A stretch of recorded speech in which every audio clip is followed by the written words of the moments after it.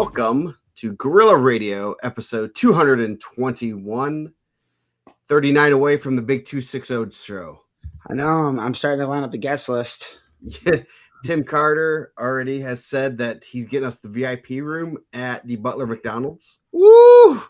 Let's go. So, I mean, he's already booking it. He's already kind of planning it out. So we got to have some extra episodes.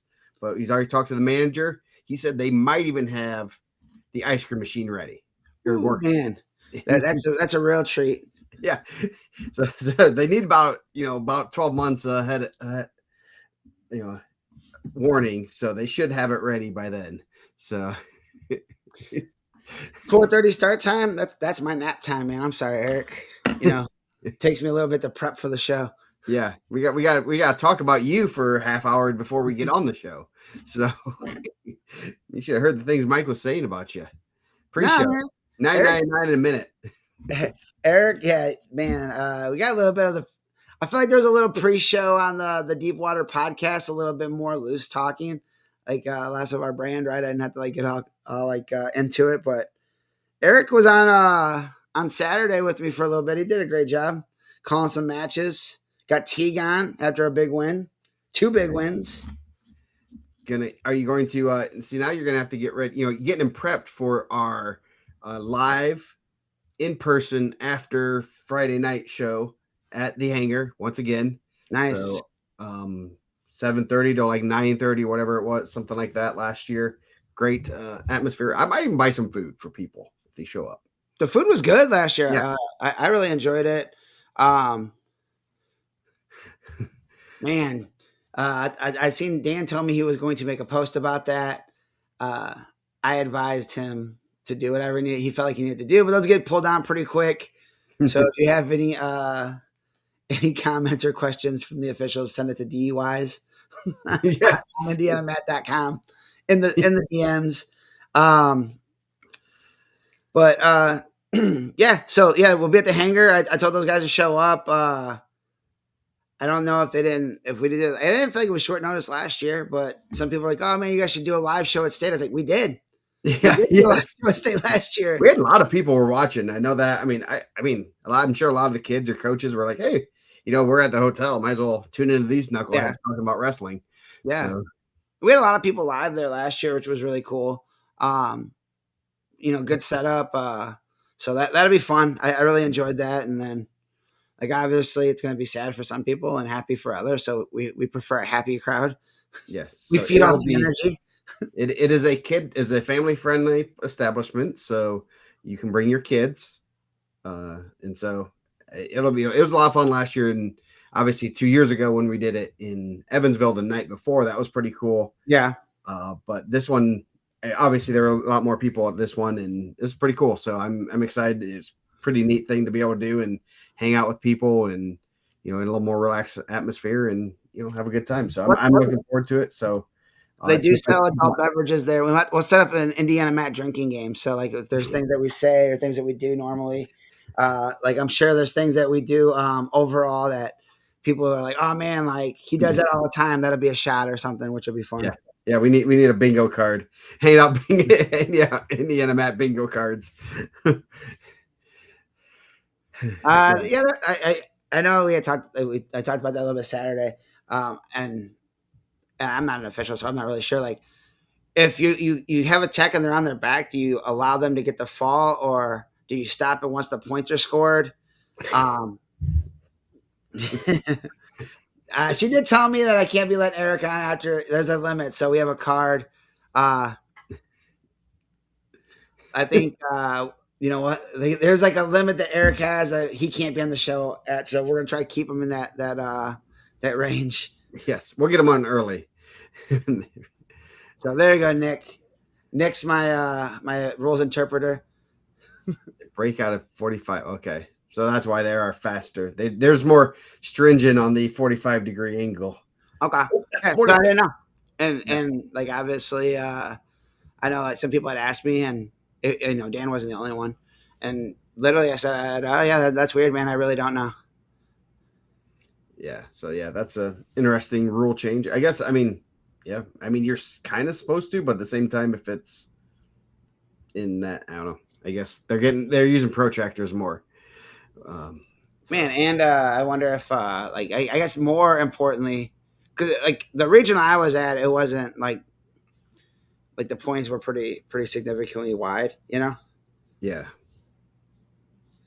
And then I think I got my secondary rules confirmed. My other rules interpreter. So good, good. yeah, let's go. Uh oh. So The yeah, poppy. Hey, if you guys didn't see, we did mic up some coaches this past week on Saturday. Very entertaining. Had to cut some things out. I will oh say sure. the much like our pre-show, the raw video is even better. Yeah, the pre-show has a lot of strong opinions and a lot more swear words and some rumors and things like that. So Yeah, okay, 99 cents 99 a a minute. minute. I'm sure most of you guys in this chat have called those numbers with 9.99 a minute. So, Yep. so Oh. uh, So this is the East Chicago show. We're doing 4 shows this week. yep. So pretty exciting. This is always like last week I did 4 broadcasts. So I did the Monday night show. I did Wednesday. I was on Vargo's Deepwater podcast on Thursday. I thought it went pretty well. I mean, those guys got what Joe has to deal with all the time. You know, just an ADD on high efficiency and talked probably longer than I needed to. And then Saturday I was on the call with Heartland Sports Network for Region Sports or not Region Sports, for Heartland Sports Network, and I thought that went really well too. So Yeah, I listened in. It was good stuff. After as I got home from our regional, like, oh crap, yeah, some good matches coming up. Unfortunately, there's a couple of the matches. They raised a couple of hands in the finals, which I was yeah, kind of disappointed with. And obviously, hopefully, the injuries get healed up. And the same, I mean, I understand a little bit of why it's still, as a fan, you want to see it, But I think they only did there was only one forfeit in the final this week, right? That was only the Brooks and yeah, maybe it was like there were a couple quick pins that I wasn't expecting, and I was trying to start brackets and stuff like that, and like, oh, that match is over. That is true. Tony's responding to Vargo there. Reese also got me to cuss yesterday. Uh-oh. Reese got an earful on his ride back from Indy. So they yeah, I mean, I know they're dealing with some injuries and it's about getting healthy now. And I think it's tough, like, because those guys, we kind of talked about it in one of the broadcasts I did on the Hanover Central and Lowell. And I really do feel like as a competitor, I looked forward to the match. Like on a weekday and a dual night, I was looking forward to Wrestl. And I know that the guys that are number one obviously have they enjoy wrestling, Verduzco that night and Stanley and Hazlett. And all 3 of them got their hands raised that night. And do that, I think it's just kind of a letdown, right? You're expecting to wrestle, you're expecting to be out there, and then nothing. And dude, like I think it was like a cold night. It was snowy, and I know I seen the whole Stanley family out there, and the Hazlett family. I don't really know the Verduzco family, the older Verduzcos like that, but like, dude, it's a lot to get there, and it's not like they're getting it for free. Yeah. And I'm sure they enjoy the team, but you're not paying, whatever it is, $10 a ticket for, his 2 sisters, her sister's boyfriend, his dad, his mom, and then to watch him get his hand raised. So Yeah, that's a lot of, and yeah, a good match, big match. So that's a. I think. I mean, I know this would be like a preview for the Newcastle show. I guess like what day are we doing the show? So today's East Chicago. Today, I mean, double check I put it on the website, on the semi-state information center, all the information you need to have, brackets, bracket links, pick'ems links, just got those up during baseball practice today. I love baseball practice because I get like an hour and a half just to do what sit there and I'm not bothered by people. Tomorrow is the Newcastle semi-state. Word is we will have one of Indianapolis's finest on the show. So, one of the top 5 best looking IndianaMat rankers. Yeah, I think so. So they, man, I guess they'll look a little bit of a preview for tomorrow. And I actually circled that match, MJ Morton. I think that's going to be a good match. And now, am I picking that in my pick'ems? I don't know, but I think Gavin, if everything goes according to the rankings, I do think. Yep, someone from the Red Garter. That's what I heard. Security. Someone, I think Gavin Kemp and Tyler Ryan. That's a really exciting match for a ticket. Honestly, Yeah. like I think that those guys are like guys that get after it. Watch it be a 1-0 match. Uh, Yeah. Kemp puts up points. He's not afraid to go big move. Thrine's not afraid to mix it up. I really do think that's going to be a good match. So like that's a little bit of preview for tomorrow. My daughter just got her bat certified, and they told her she couldn't use it, so got to Oh, buy a new bat. So there's $400. So oh, try to nice. GoFundMe. So Tuesday we're gonna have Newcastle. Wednesday we're doing the Wayne. Yes, and then Thursday with The Triple newly B. out of the cellar in the semi-state point Fort Wayne. Congratulations. Yes, yes. The the vaunted maligned is. I think he's in the witness protection program. Uh, he needs to be this week because it's the actually this must be the first year that he's done the semi-state ratings, but the sectional and regional ratings, and there's one sectional that has some fiery people called the J County sectional and regional, and they don't like being called a 3. Yeah. And then Maligned replies back with stuff that like you, how can you disagree because you don't understand what he's saying? Yeah. So That's how I do it actually. yeah, yes, baffling bullshit. She swings the OG original, not the like remake of the Easton Blue Ghost that was illegal. So they're like incredibly hard to find. If you find one now, well, now I wouldn't buy one because um, they're illegal in college. But you're talking, up to $1,000 for a resale. Yeah. Right. So So how do they certify them? Like, what do they you have do? to have someone come in, and then they have different bats. Yeah, they had to get them all certified. She still had her stickers on it from the state finals. So before the state finals, they had to give it a sticker. So Oh, nice. they do Easton this house, so that's probably Man, what we're gonna grab. yeah, just trying to sneak those. Can Rocco use it for his? Man, it was a hot bat. Like they had abandoned a bunch of the affiliations. I mean, not to go like softball crazy. Yeah, No, they did that in was it Perfect Game? One of like what Perfect Game, which those U Triple SA. I know Perfect Game banned one of the bats. I can't remember which one. And then someone that they were close to made one that was basically the same bat, but that was a big thing last year. We don't play a Perfect Game. We're too young for that kind of stuff. But yeah, get that old black magic, that Z core, that Z line, Easton Z line. Those were the days where guys were getting killed at third base. Take your life in your own hands. Yeah. So so we're talking let's see if I can the East Chicago semi-state.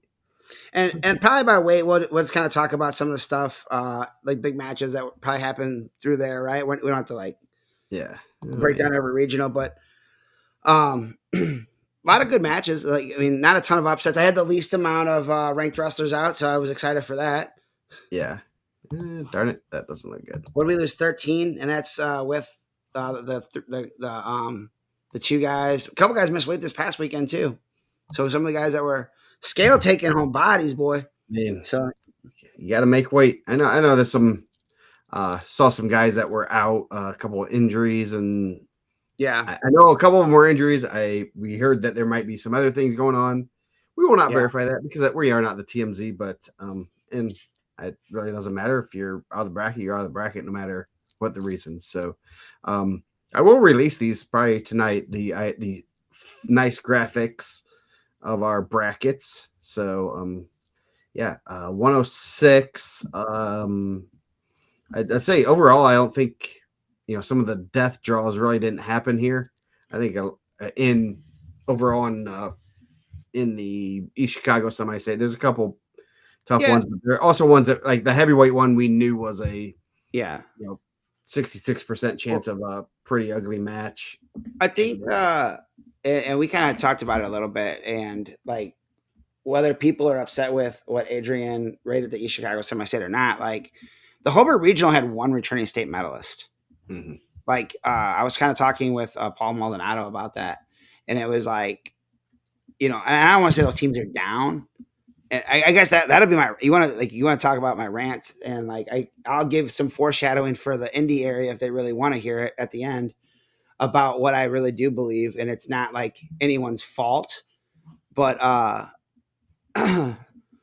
if you're probably third strongest regional, because I think I don't know how many medalists did the Penn regional really have coming back. Yeah, Vinny and who else? Vinny and Horn, Guard. Yep. So not a lot, right? Beck. It wasn't like you're running out 7 or 8, returning medalists. So Hobart only having one returning medalist, and Logansport right now. We're still trying to get a Contenders out there. So yep, our sponsor.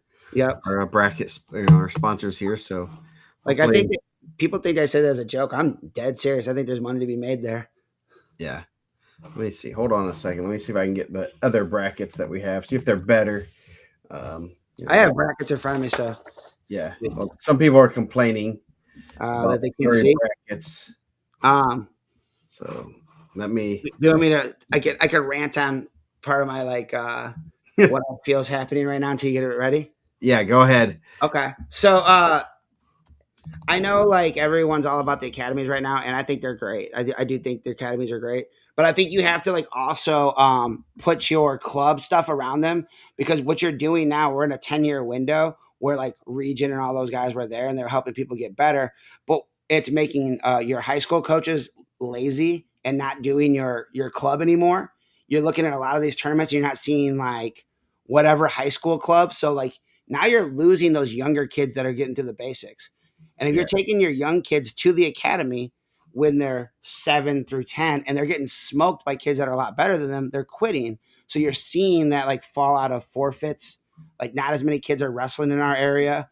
You're losing the kids that were probably in between that were just stick out the sport.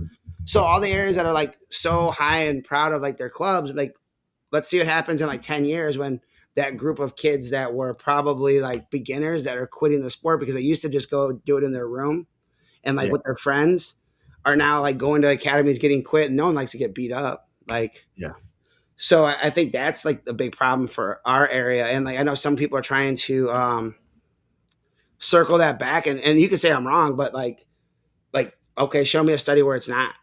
Like, we're like kind of the test. We were one of the first areas that had it, right? And Indy was the other one, right? Because you had CIA and all those teams.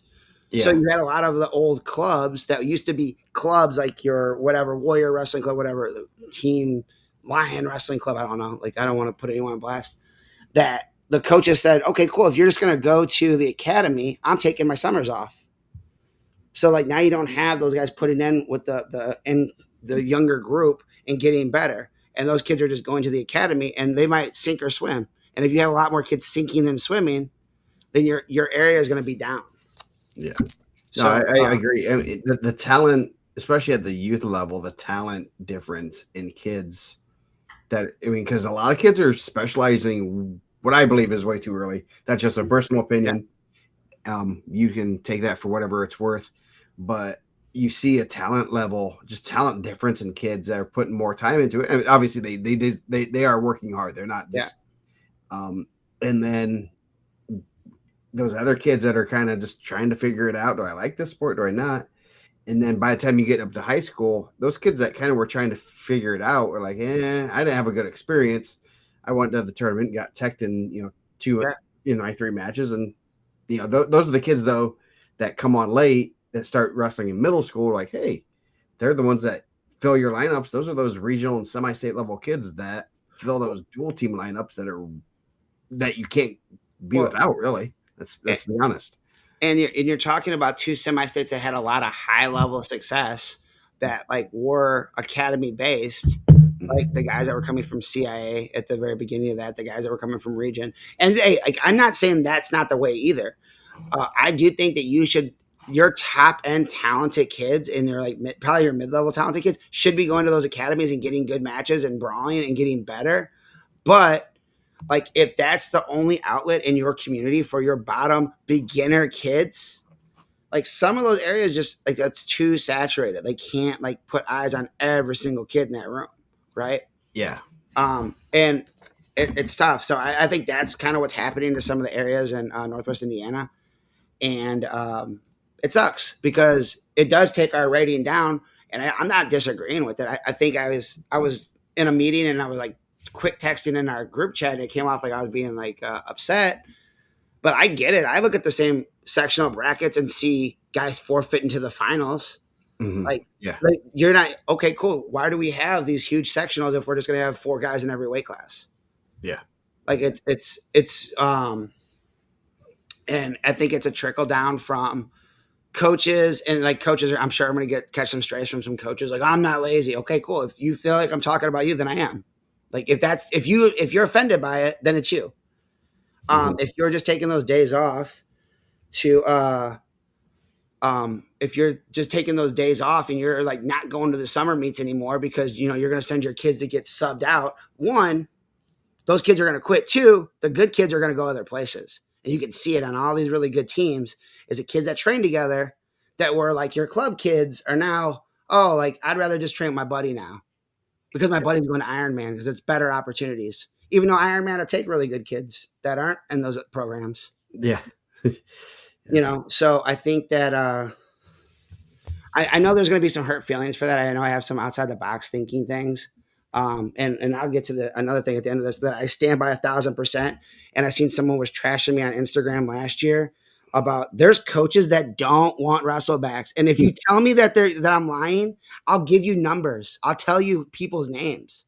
They literally come up with like, you're 100% right because we've been screwed before by a bad draw. So we should be the benefit of a good draw. Yeah. Like, okay, cool. You don't really care about the best kids there. You only care about like trying to sneak a kid through because you're probably doing it like half the time of the year. You're not putting the work in that the kids that, obviously we're going to do the Evansville show on Thursday, but Nate Rio and Schaefer should both be at the state finals. It's ridiculous that one of those guys are not going to be there. Yeah. Maybe something happens, a kid gets hurt, heaven forbid. But that's ridiculous that we're participating in a state that determines our state champion by an individual based thing. And you have 2 of the top 5 kids in the state, probably Division I level kids. I know one's at least a Division I level kid. Yeah. That are going to like not be able to participate because we don't have an extra hour of our life on Valentine's Day. Happy you don't got girls anyways.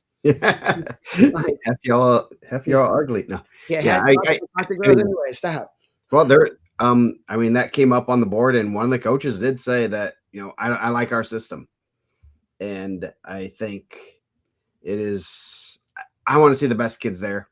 I'm playing a little bit of, if you don't notice, I'm probably playing a little bit of the devil's advocate, but I'm also kind of leaning into people wanting excitement and stuff. And, it's interesting that you want fairness in certain areas, but you don't want to, you draw the line in certain areas of fairness, or excitement. You can't tell me that. I mean, and I will play devil's advocate, but you can't tell me the ticket round isn't like just absolutely electric. And you can just feel it in the arena. It's just like the nerves, your season comes out. It's win or go home, and it is nuts. It is as a coach, it is the most nerve wracking. I mean, I'd like to see life expectancy after that round. I think, as a fan, I love the ticket round because there's so much unpredictability. But we're literally working, October through February for like you have to like make, and it's not gonna happen to everybody, but there's gonna be someone that gets caught. Dude, Logan Miller, right? Yeah, like worked his entire life as a champ and gets headlocked in the ticket round match. So whatever he did that year doesn't matter. He doesn't get an opportunity to wrestle back. I just think we can be better, and I don't know how we present it. I'm obviously not on that board, and better people than I am are on the Coaches Association pitching it to the commissioners. But like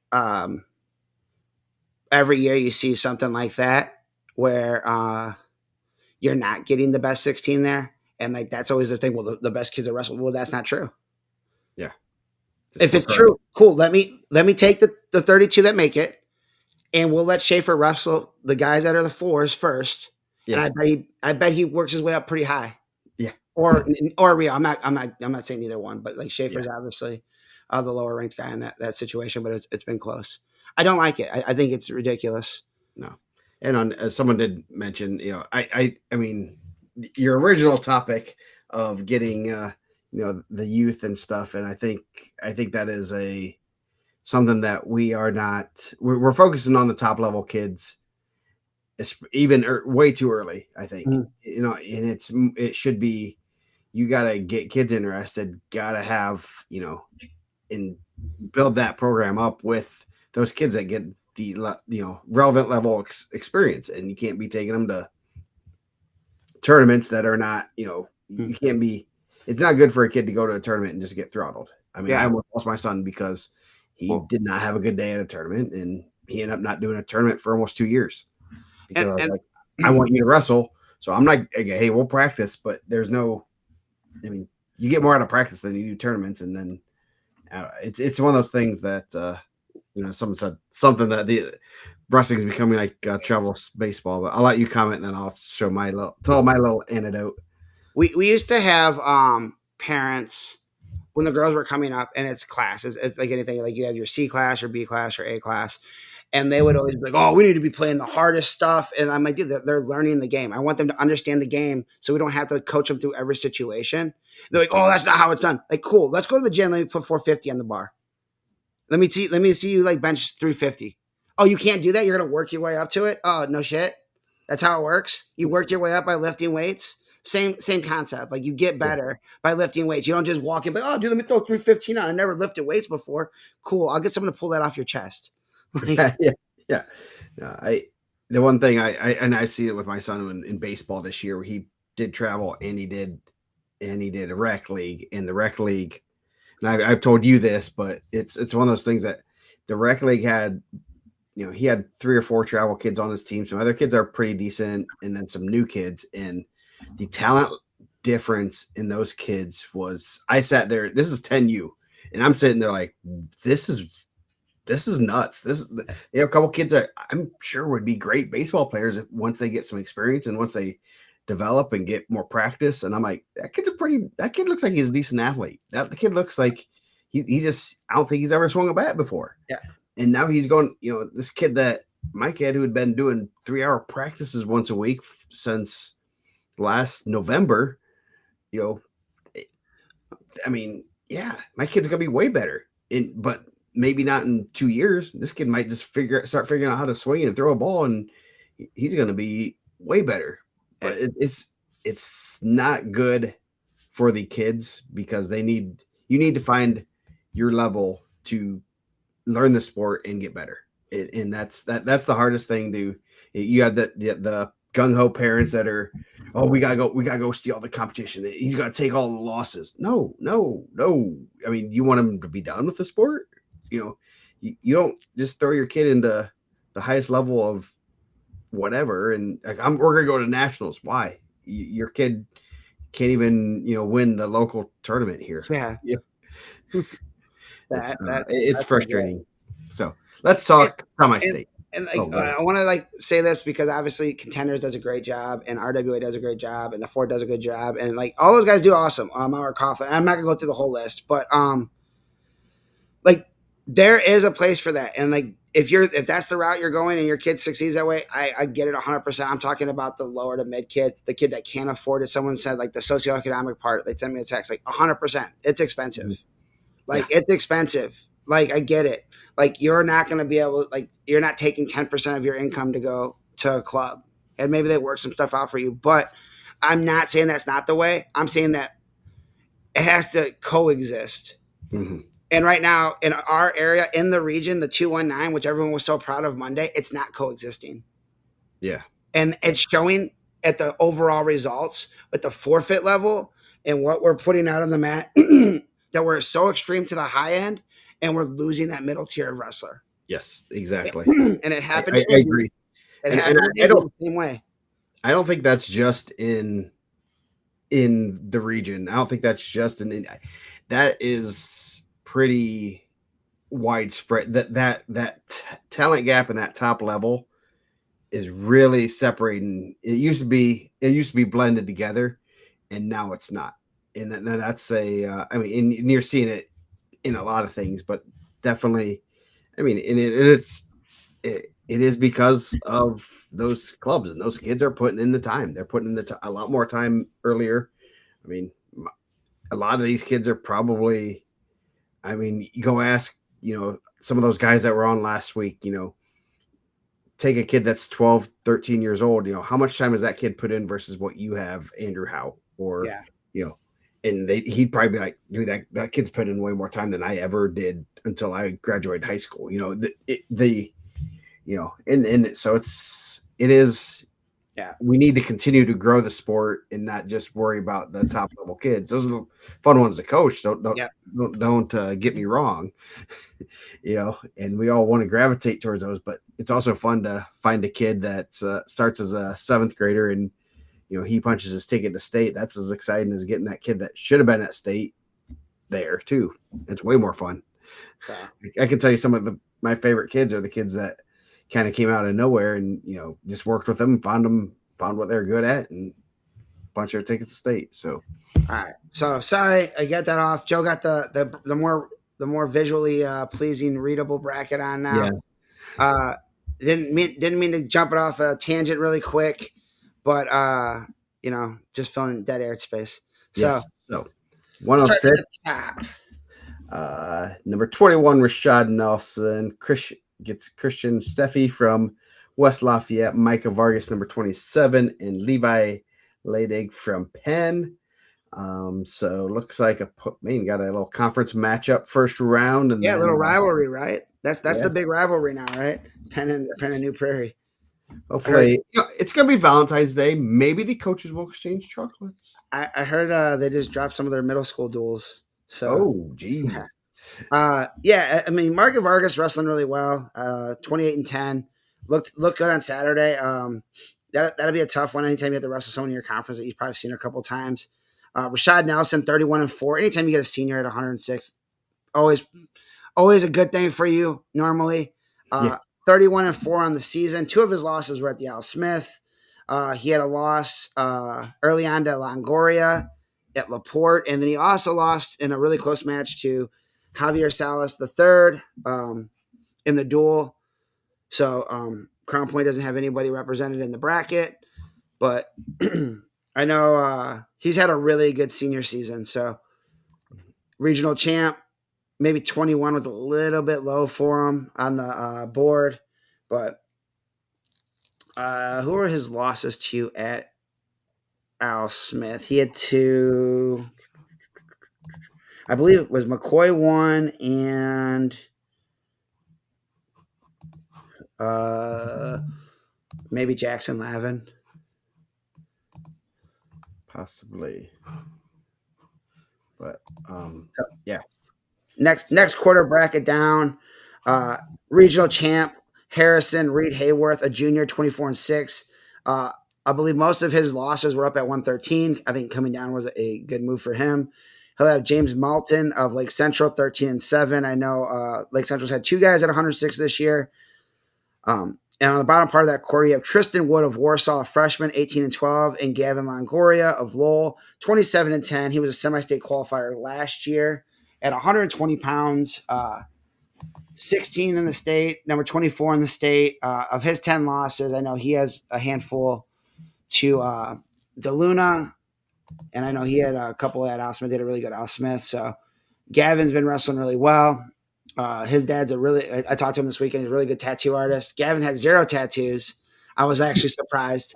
So they said they're waiting to get the right one. No, says his mom says it's okay. His mom says it's okay. Both of those quarter brackets with ranked state ranked wrestlers that we like to see. Hopefully those guys punch the ticket because really, man, I want to try to get the highest score I ever got. And overall, look at the brackets. Look like we had a pretty good shake. Yeah. Moving down, you have Isaac Garcia of Hammond Bishop Knoll, 18-4. That's a guy I think I missed in the semi-state rankings. He's wrestled really well. I thought he had a pretty good Lake County tournament. Obviously, we were at Team State that day, so I didn't get to see him live. He'll have Aldo Origel, 26-11 freshman from Rensselaer Central. That should be a good one right off the bat. And then the top part of that bracket, you have Keegan Holderman of Bremen, a sophomore, 20-8. Bremen had some really good records too, like a lot of guys that sparkling records. And he'll have a guy. Speaking of guys that had just started wrestling at an older age, number 4 in the state, he would probably be higher now. He might be number 2 now if we redid the rankings after Nathan Scott's loss and Louis Kennison out of the bracket. Julian DeLuna, 36-1. He was a state qualifier last year. Only started wrestling as a freshman. His attacks are really good. He's pretty slick on his feet. I know they said he works incredibly hard. He doesn't know what IndianaMat is. He doesn't watch the show, so we can say whatever we want about him. Wouldn't even know. So DeLuna, he's been wrestling well. Obviously, he beat Longoria a couple of times this year. I would assume he's the favorite to win the semi-state, just by rankings. On the bottom part of that quarter, of the bottom quarter bracket, you have Prince Baptiste of Lafayette Central Catholic. He's ranked number 10 in the semi-state. He's a freshman. He's 23-10. And they have Brody Conrad of Portage, 24-12 freshman, ranked number 30 in the state, number 8 in the semi-state, so 8-10 right off the bat. Brody's improved over the entire season. I thought coming in, I was wondering if he'd be a little bit undersized for the weight, but it looks like he's filled in pretty well, and he's got better as the season's gone on. And on the top part of that quarter bracket, you have Colton Slayer of Knox. He's 26-5, sophomore, and he has Vince McCoy, who Chris Vargo wanted to let me know is the guy I'm sleeping on the most in the state.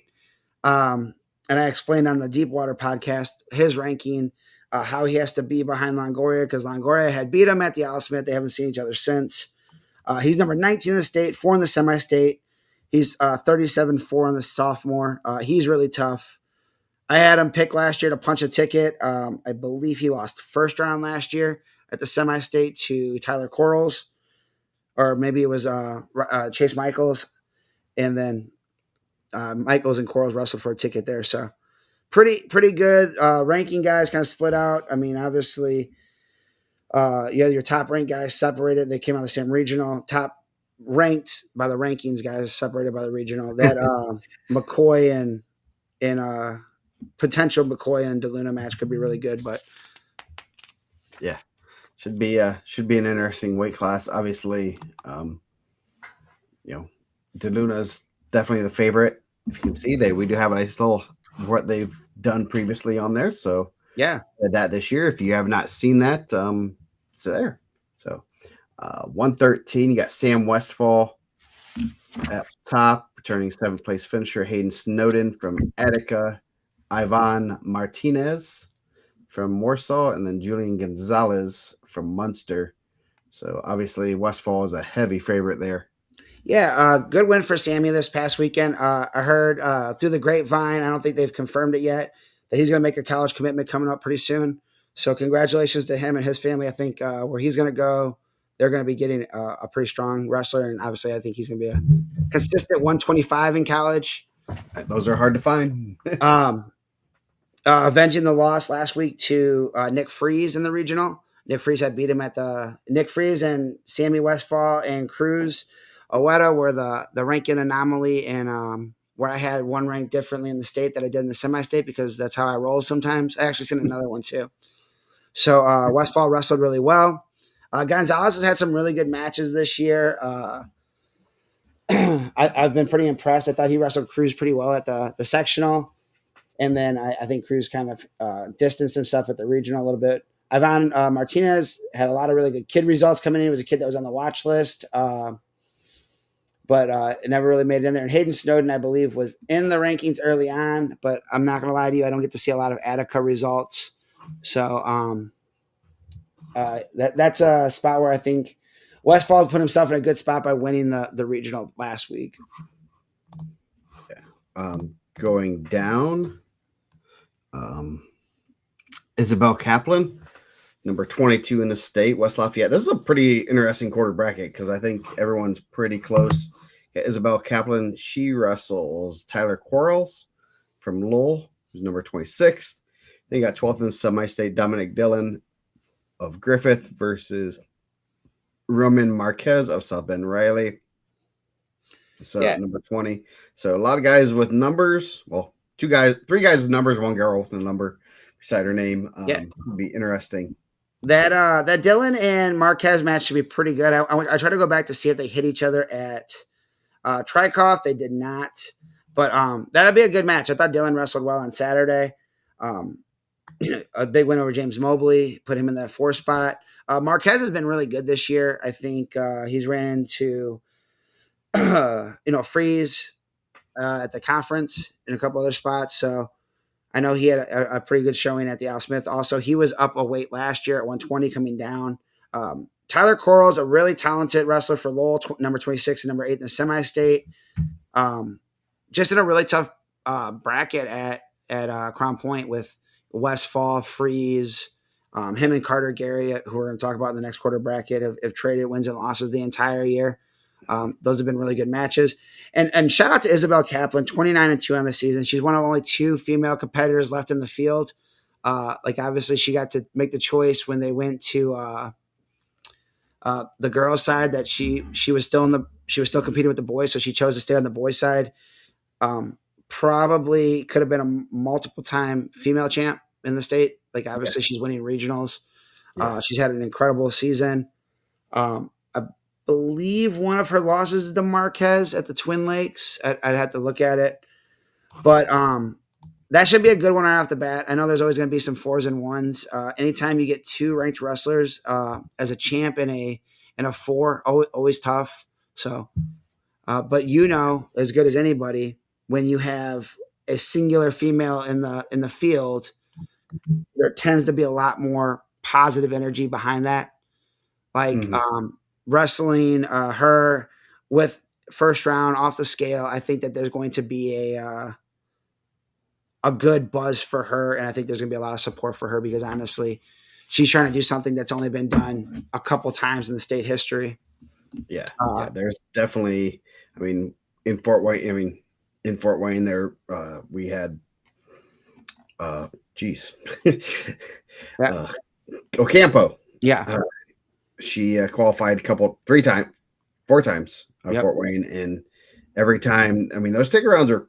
She had a couple good ones and stuff, and it was the crowd always got behind her, and that's not, you don't get that very often. You don't usually see a crowd going against the kid, and and they're good kids, and they're good wrestlers and stuff, and it's a lot of pressure on those kids, a lot more than usual. There's a lot there. I've seen some kids have some just big adrenaline dumps after wrestling tough for a little bit, and just. If this was a regular dual meet or the local yokel invitational, totally different match. But this is the ticket round or first round. First round, yeah. Either way, you're going to be. There's a lot more, and there's less pressure on them because they're not going to have that adrenaline jump. They're used to it, so it could be. It's tough. It's not an easy thing because you have a crowd that is. Against you, and they're really not. They're cheering for her, but they're not cheering for you. So I did it at state. So yeah, you did it. You did it the first time with Miracle. And my kid still is like, I don't remember that match at all. I was totally blacked out. Yeah, so that was that could be a very interesting. And Isabel Kaplan, she's a senior. She's had an incredible career up. So to punch a ticket. Possibly it would be just a capping on that. It doesn't take away from what she's accomplished. Regional champ, multiple time semi-state qualifier. So congratulations. That'd be a good quarter bracket. Yeah. Moving down. Number 15, Brody Blevins, Mishawaka against James Mobley from Maryville.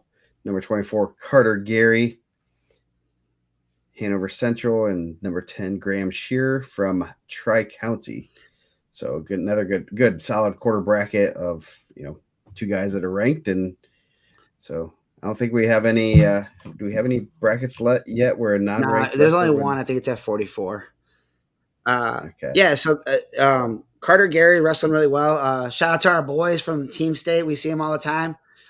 Dab him up every time I see him now. So I seen his brother this weekend. I didn't get to see the little Kreider. I think I did see the little Kreidermans, but obviously Evan's out now. That should be a good one. Graham Shearer got in late, 36-2. Sophomore. Gary's having a really good freshman season. His attacks look really well, like we've talked about. his 9 losses have all been pretty solid losses. Like he's wrestled really good guys. I know he has a couple of Corals. They've gone back and forth. Top part of that, James Mobley, Maryville, 18-11. That's probably the guy that's going to the semifinals, right? That's how they roll. They have Yeah, like one guy with yeah, double-digit losses that always makes a run to the medals. Could be James Mobley. Brody Blevins, really talented. I believe he was out of the lineup last year, 15 in the state, 4 in the semi-state. I know one of his losses is a Cruzoeta. I would assume his other one's a Nick Freeze. He's a big 113. Obviously, he's a senior there, so that should be a good one. Carter Gary's not as big at 113, but he's pretty slick on his feet. So yeah, could be a good one.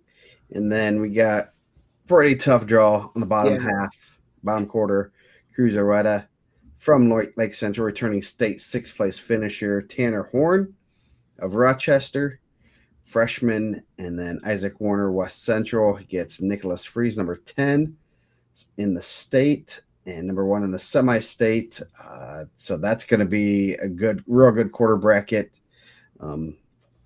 yeah. I hate. I mean, it's not a crazy death draw, but it is a tough. I mean, this weight class, you knew they were going to be spread out, and it spread out fairly well, I'd say. I think like Freeze, obviously having a really good year, 35-5. Westfall has had Cruz's number, so I'm sure like if that was the flip, if Westfall would have won that match, I think of Cruz's 4 losses, at least 2 of them are to Sam Westfall. So I know one of them was to Braden Head, and one of them is Jackson Jean. So they that's a matchup that people are looking forward to.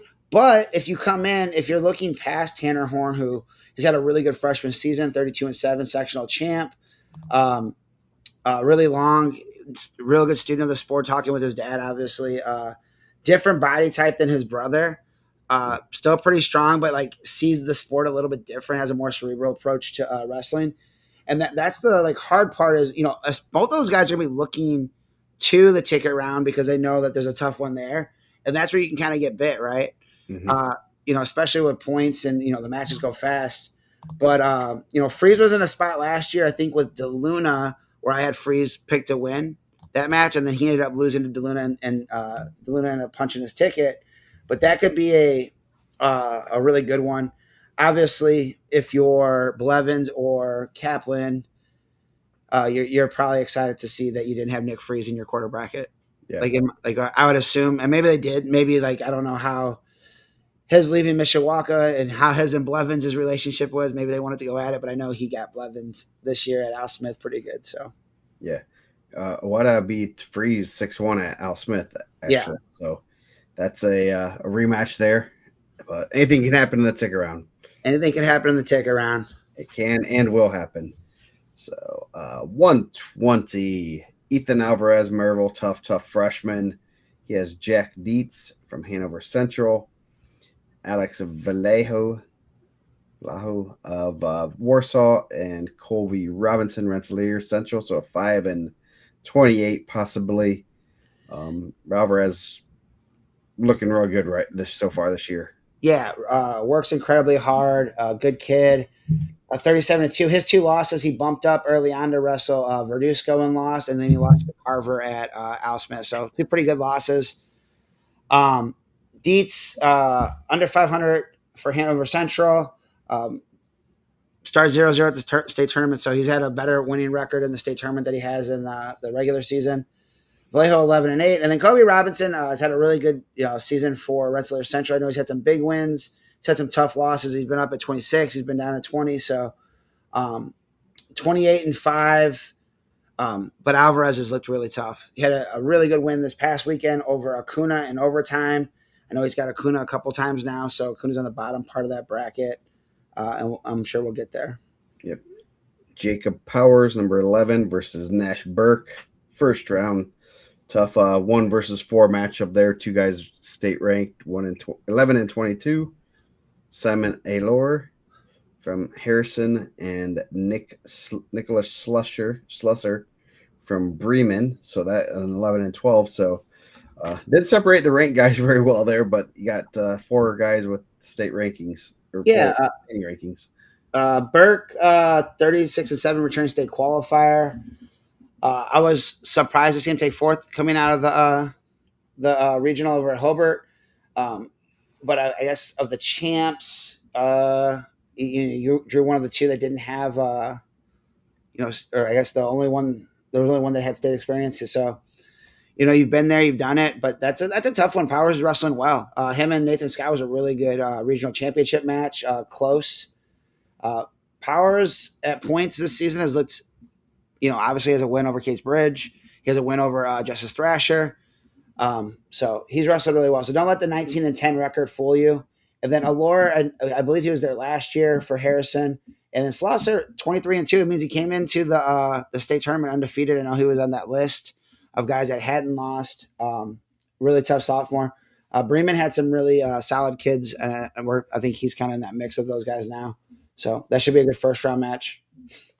Yeah, another good quarter bracket. Jackson Robbins, Rochester, number 14. Parker Barnard, Lafayette Jefferson, Jeffrey Fleming Griffith, and then number 17, Nathan Scott of New Prairie. So could have a 14 and 17 in the ticket round.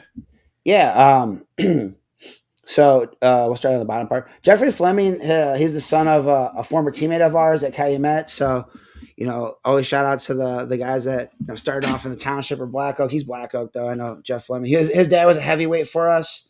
Nice. So he's a different body type than his dad was. So, good dude, though. He's really now. Yeah. So he had a really good win over Nash Burke. He's had some good wins this year, some interesting losses that's kept him out of the last semi-state rankings, but he's been in and out of semi-state rankings this year. Nathan Scott's had an incredible year, 32-4 sophomore.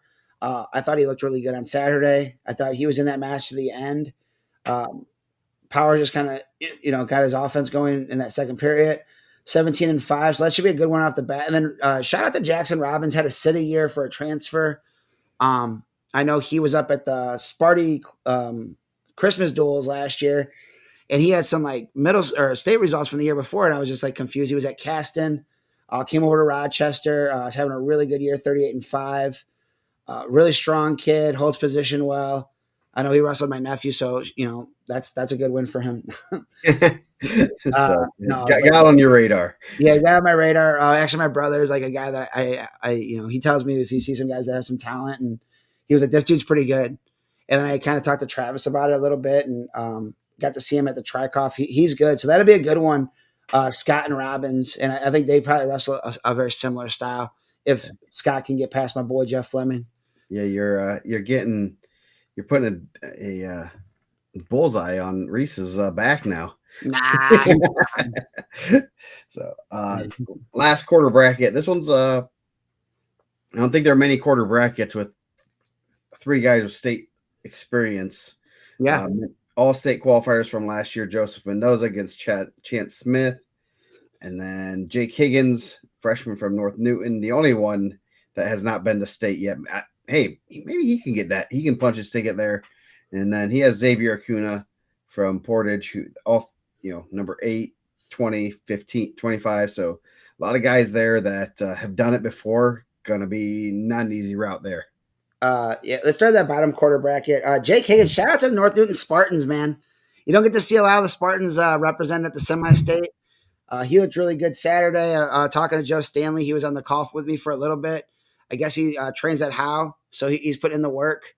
So he'll have Acuna first round. It's good to see Acuna, back healthy, 25-40, a good match with Alvarez in the finals. I know he had some injuries early on, but he's a kid that growing up he was that kid, right? He was the guy that was doing the showcase stuff.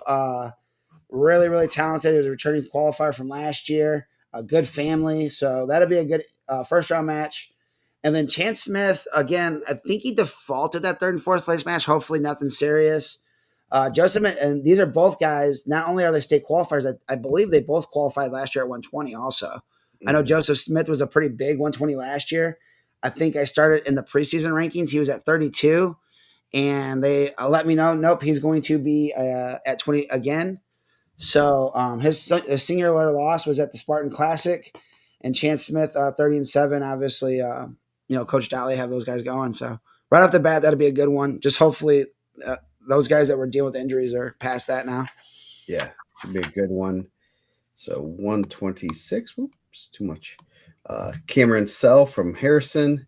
He has Gabe Veet of Warsaw, Bite. Number 10 and 11 in the semi-state. And then Joel Barrera has Colin Strayer of Crown Point. So no crazy draw there for Strayer after taking second last week. So Man, they said Smith left the match in the neck brace. I haven't heard any updates yet. So hopefully, fingers crossed, it was nothing serious, just precautionary. yes, definitely don't want to end your senior season like that. Or he's a senior, right? Yeah. Yeah, no, junior. Junior. Well, Mendoza is the senior. I knew there was one in there. So, Colin Strayer, turning fourth place finisher, probably a heavy favorite in that quarter bracket. Yeah, Strayer had obviously a really good sectional, beat Verduzco, who had a handful of wins over him. Looked good on Saturday. Barrera, shout out to him in Central. Not a ton of semi-state guys for them also. Senior 25-13. He's had a good season. We knew at 26 coming out of the Crown Point regional that there was going to be two regional champs that were probably not going to be super happy with their draw. And that's a couple spots when you wake up, you're incredibly happy that you won the regional, and then you get your draw on Sunday and they delay it until a certain time, and then you open it up and you go, oh, I got a state semifinalist for a ticket. 10 and 11 on that top part. So I believe was a semi-state qualifier last year. I believe Veet was also. So a couple guys with semi-state experience there, but obviously Strayer, top 10 with a medal, is wrestling well right now, which is the most important part. Yeah. So then this quarter bracket's going to be another doozy. Grant Holloway, Rochester, qualifier in 2024. He's number 24 in the state. Bryson Kirkbanks, McCutcheon. And then you got Noel Verduzco taking a couple of losses the past couple of weeks. He has a tough Diego Bentoncourt from Munster in the first round. Man, this will be another real good quarter bracket. Verduzco, you got to wrestle well at the right time. I mean, he's having tough kids, so it's not unheard of to when you have to wrestle these guys back to back. But in all honesty, this is probably the week that you want to be healthy and wrestling the best. And I mean, the other two don't matter if you win semi-state. And obviously, I didn't see the Strayer match, but it looked like it was pretty close. I'm sure. I think when Noel's on his offense, he's as good as anybody in the state. Obviously, he was the number one ranked guy. It wasn't because it was handed to him. Yeah. He had just majored Blake Getz, who had a win over Don Brown and had a pinfall over Ryan Hockaday early on. Betancourt and Verduzco wrestled at the NCC conference. I was on the call there with Heartland Sports Network. Betancourt did toss him to his back for a second. So, they were, Verduzco's kind of doing his thing. Betancourt kind of put him to his back. Verduzco, didn't get pinned, and then it ended up getting the fall after that. That Verduzco and Max Quiros match, if you guys get a chance, go back and watch it. You can download Jed TV on your Fire Stick or your Roku. Man, that was a really good match. I was on the call with that. I was on the call singular. And you can watch in the back corner and see the Tegan Newell Fernandez match in the front corner. Verduzco gets a takedown in the first, gets a turn, so it's 5-0. Second period, Quiros chooses neutral. Verduzco gets another takedown, rides him out for the period, so it's 8-0. He chooses down going into the third. Quiros lets him up, and I want to say with about 35 seconds left, Quiros takes him down, it's on the edge. He has a Turk in, looks like he's going to get back. He ends up not getting any back. I know they stopped it for some injury time. Quiros, I say it on the broadcast, and then we're going to talk about it in the next quarter bracket. That dude has a gas tank, man. We talk about guys that are region. That dude's in your face. He's prepared to wrestle you for 10 minutes if he has to. And obviously, he doesn't back down. It doesn't matter if it's 1-0, 10-0. He's going forward. He sets a pace, and not that Noel doesn't. Obviously, styles make matchups, and that was one I was really excited to watch. They come back after the injury timeout, not timeout, but injury, and it's 9-3. Quiros lets him up 10-3, and there was about 25 seconds left, and I don't I don't think there was any stall calls, and even if there is, you're not getting 7 stall calls in the last 20 seconds. Verduzco kind of shoots a shot. Looks like he goes to hang on, and Quiros cuts the corner, cradles him up, puts him to his back for 7, ties it, and goes to overtime. And now at that point, the momentum shifted, and Quiros, I think Verduzco kind of takes a half shot, and Quiros just kind of runs him over, and gets the takedown in overtime. And Verduzco looked devastated. Like, obviously he wants to be a regional champ. He just lost sectional. And like, not like we're best friends or anything like that. I like the way he wrestles. I'm a fan. And I just told him, like, hey man, like, and I told the same thing to Quiros, like, let's have that next week at the semi-state. And let's get that again in Indy, because like that's the matches that are going to make the sport grow, because it's offense and it's just excitement. And like, I was happy to be there. And then like, if you're Verduzco, just win the last one. Right. Yep. Just if you win the last one, you're good. Holloway, I had a parent tell me that Holloway is also a funky wrestler, that's going to be a really tough matchup for Verduzco, that they're putting their money on Holloway. So he was a state qualifier. I don't think he wrestled last year. He's got his legs back up. He's wrestling well right now. But that's not a match you want to see. You don't want to see 2 guys with rankings next to their name for a ticket. You want guys that are under 500 for a ticket, right? So, yeah. So yep. So going down. Should be a good one. Maximus Quiros. I thought he was a senior, but I guess he's only a junior. Yeah. Seems like he's been around for a while.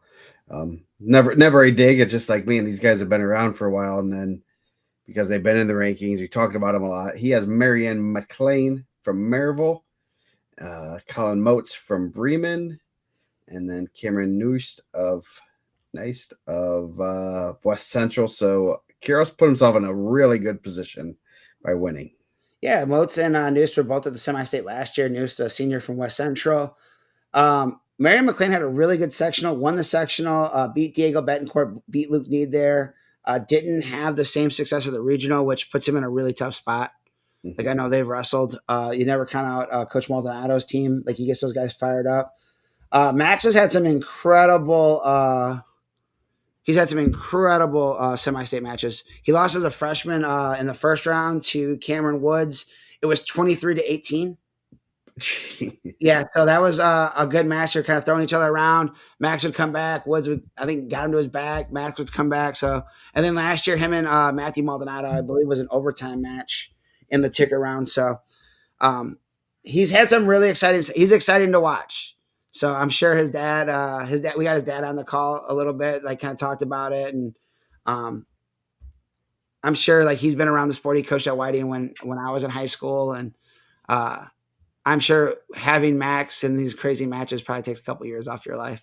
Yeah. He said 15 years between Anthony and Max. So, and Anthony was there on Saturday. Nice. So Luke Need, top of the bottom quarter bracket, number 28 from Lake Central. Ben Armstrong from Ileana Christian. Alex Van Doren from North White, number 8 in the semi-state versus number 9 in the semi-state. Aiden Diaz. Unfortunately, he's related to Jose. He doesn't have any choice in that matter. But so that good spot for Diaz to maybe punch a ticket. Got a couple seniors in there. Luke Needs a tough junior from Lake Central. Yeah, Van Doren, really good season, 35-2. Diaz had a really good win last year. Tough ticket round match last year. Jose did tell me we have to update the brothers' numbers for their family record. He said when he's retiring, he wants those guys to be up there. I think he thinks they're number 12. So he sent me all their records. There's a lot of them I have not updated. That is something I will fully admit that has been neglected and is on the never short to-do list. So Aiden and Van Doren will be a good one off the bat. I know Van Doren's had a really good season, so that should be tough. And then on the top part of that, Ben Armstrong, we talked about it last week. His uncle wrestled. He was a senior when I was a freshman at Calumet. And his dad was a Marine. He wrestled at Calumet, 2-time regional champ. He told me how much more tougher the regionals are now than when he was in school. He's a Crown Point kid. He's at Ileana. I think he's the first underclassman to qualify for the semi-state out of Ileana Christian. They used to be in Illinois. They had just got IHSAA eligibility in the last probably 5 years, I believe. Yeah, they were in Indiana for a few years in the IHSA. They had to go through like a provisionary period or something. They've Yeah. only been HSA for a few years, I think. Less than 5, I can tell you that much. And then he had wrestled Need at that Lake County tournament. Luke Need's really tough. He was been around for a long time. I know he knows the Newells very well. I believe that was at one point. I know that they were really close. I don't know if they still are. I'm sure Eric will tell us in the comments. But he's a big RWA kid, so that should be a good first round matchup to see who made the adjustments there. And Needs put himself in a good spot to qualify. I'm not sure if him and Diaz wrestled at the Harvest Classic either. But good spot for Luke Need. Obviously, you missed Strayer and Verduzco, which waking up Sunday, you're kind of holding your breath, and then you see you're like, okay, I can deal with that. Yeah, definitely. So 132, Warren Brown Maryville, number 13. He has number 11 in the semi-state. Grant Merrill from Twin Lakes. Isaac Bikama from Hanover Central, number 19. He has Braxton Shines from South Bend Riley. Bikam had a really good win over Porter Ivankovic of LaPorte at the first round of the regional. Just, kind of talking to the depth of what Crown Point Regional is. Braxton Shines had a really good senior year. Coach Flat always has those guys ready to go. B Flat's always those guys always scrap. So that should be a good one right off the bat. Like, if Bikam is not ready, obviously Shines doesn't have a number next to his name, but I know he's been in and out of the rankings the last couple of years. And then Warren Brown, a returning state qualifier, put himself in a good spot up top. He'll have Grant Mall. Twin Lakes. I think he might be the only Twin Lakes representative. So representing Monticello, Indiana Beach. Yes. So going down, our first undefeated wrestler, Sol Sieberchrist from North White, senior 43-0. He has a tough Aiden Campbell, number 17 and 25, first round, and then number 12 in the semi-state, Rylan Moats from Bremen, and Hunter Mallory from Lowell.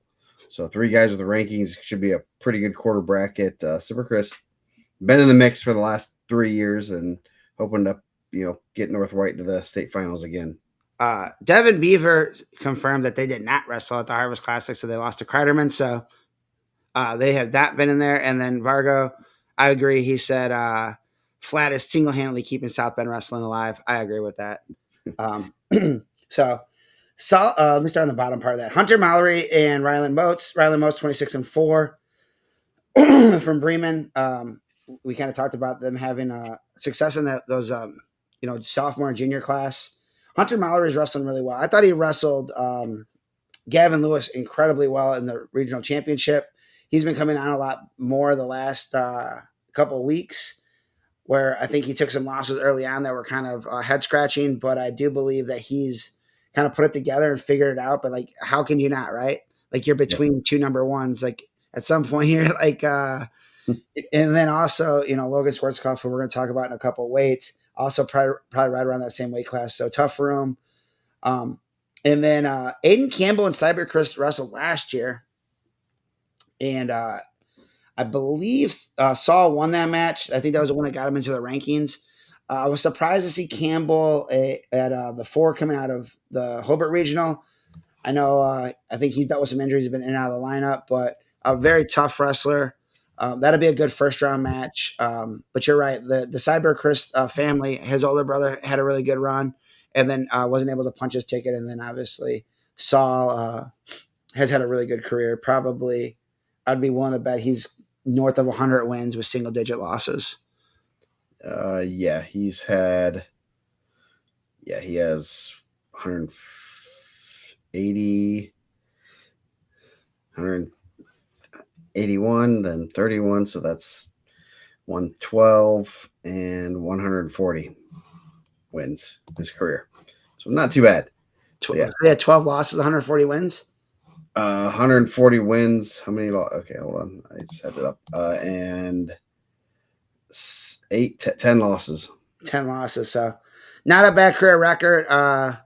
But I'm sure that he's going to be wanting to wrestle Friday night, right? They're the second session. Yeah. So going down, we got the bottom half of the bracket. Gavin Lewis, number 5 in the state, 2-time state placer. He has Gavin Reed from Mishawaka, first round, number 9 in the semi-state. Number 10 this summer state, Luis Gomez of Munster will have Gunnar Payne of Attica. That's a good name, Gunnar Payne. Uh, yeah, it is. I wonder if he's is down there at Contenders or Red Cobra. I know some of those Attica guys were at some point. Gomez has wrestled really well. I think that him and Mallory had a really good conference championship match. I think they've done a good job. He had a really good Mooresville. I believe he was fourth. That should be a good one right off the bat. Gavin Reed, sophomore, 27-11. He'll have. I know Nick Wiesjohn is a big fan of Gavin Reed. He told me that's going to be the guy going forward. He thinks he's going to have a really good career. Tough draw for him. Gavin Lewis obviously is a 3-time regional champ, 2-time medalist. Uh, didn't I thought he was going to kind of pull away at one point in that regional championship, and Mallory kept it close. And but number 5 in the state. But like we kind of seen, and we'll talk about it in the Evansville show. 132 is a wide open weight now. Like I mean, anything can happen. Like Yeah. the one guy I probably would have said 2 weeks ago was a lock, and obviously I've heard some like other stuff, but like that he was a little bit under the weather. But you know, it's the time that's part of the game. You have to be healthy, and you know, Yep. sickness, and this is the time of the cold and flu season, right? Yep. So We've all seen it. I mean, a lot of kids, you could see some weird results in this time of year, and sometimes you can point it right back to that, but that's what we deal with. So the bottom quarter bracket, Lane Horn. Dad texts us that's no. State placer last year, 7th. He has Colton Nugent from New Prairie having a good sophomore year. Rafael Sanchez Jr. of McCutcheon will wrestle Aiden Whittery from Lake Central. So only one guy with a ranking and a pretty high one there. yeah, his only loss this year is to Jensen Boyd at Mooresville. 2-time qualifier, got a medal last year. 4-time regional champ now. Used to come out of the Fort Wayne regional. They came out at one of the Fort Wayne regionals. Now they come out of this one. Nugent's wrestled really well. That's a tough draw for him. I mean, I don't know. Like obviously, like Horn's the highest ranked wrestler, and he came out the same regional as Lewis. So Nugent's wrestled well, but that's probably not the draw you want. Rafael Sanchez and Aiden Whitry. Lawrence Horn's the only guy in that quarter bracket with a ranking, so I think he's in a good spot. But I mean, that potential Lewis and Horn semifinal, obviously 5 and 3 there. You know, that's one of the ones I was kind of going through some of the stuff at state I didn't want to see, and I'm really hoping we don't see East Chicago and Evansville Friday nights. I think that like just you have some of the top guys in there because you'll have 3 over there that are probably top 10 and 3 over here that are top 10. Yeah. So, Didn't he? Horn wrestled Rio freshman year at state. Freshman year, yep, Friday night. He had beat him that summer. Obviously, Horn had a great IPO. I believe he placed ahead of Revan Dickman there too. Was number 1 the entire year. Took a loss to Aiden Bollinger, which put him in that potential Friday night matchup with Rio. And then his sophomore year, that's when they came over to East Chicago, and he drew the kid from Jay County, right? And he was winning. I think he got headlocked from his the kid was on his belly and headlocked him and pinned him. So yeah, that was in Evansville. So yeah, tough. Yeah, you get you leave Fort Wayne, and you get Fort Wayne. Yeah, I did. I thought that was a good spot for him. Like he wrestles this guy all the time, and he had to ride back with him, so it probably was angry. Yeah. Travis probably wasn't a happy Travis. So going down 138, Alfredo Origel from Rensselaer, number 23. Caden Morrissey from Ileana Christian. Cole Miser from Culver Academy, senior. And then Valentine Cavarubias. Yeah, so Meister, I believe the only wrestler from Culver Academies. He had been in the rankings early on. I think he's jumped around a couple of weights. I know he was up at 44. Valentin Corvarubias, I think he got eligible right at the team state, 19-4 in the season. I think that'll be a good matchup. And then on the top part, shout out to Caden Morrissey, huge win for him over ranked wrestler at the regional to advance from Chesterton. And then Origel, I'm happy to see him out there because I know like I had got sent a video when they were wrestling Lowell.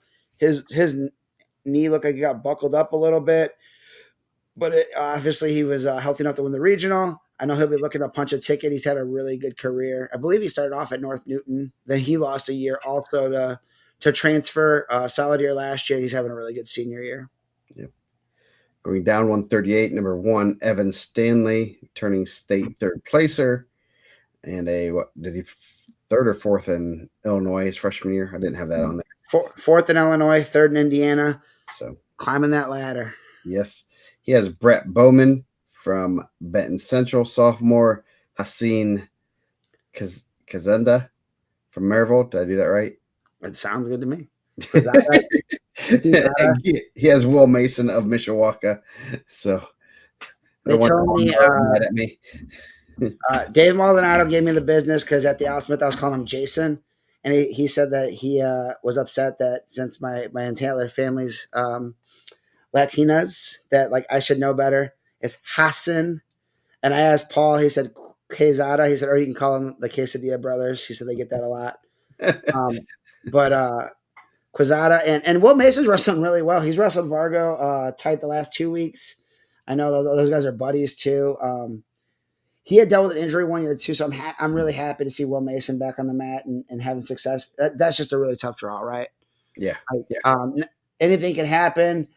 Evan Stanley, Jesse Mendez said something in his Big Ten thing. When he wrestles his match for 7 minutes, he's unbeatable.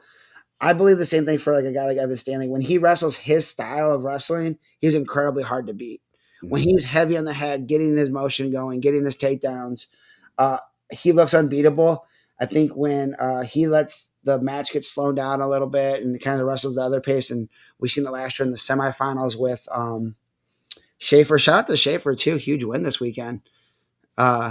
Beating Jake. Yeah, beat Jake. He was able to get some points early on and then got slowed down. But like when Evan Stanley is wrestling, Evan Stanley's style of wrestling, I think he's incredibly hard to beat. Yep. Now, other guys are out there too, and their job is to like not, let him wrestle in his style. So, yep. So going down, potential death draw averted here. Angelo Vargo, returning state qualifier from Penn. We won't speak any ill words of his father. Simon Martinez from Highland, number 8 in the semi-state. Cameron Cruz from Valpo, number 10 in the semi-state. And Roman Del Real of Lafayette Central Catholic. So Vargo got in a good spot. So the bracket gods were on his side. I don't know what they sacrificed over in Penn, but they sacrificed something. So that was the deal. He let me be on the Deep Water podcast so they can get this better draw.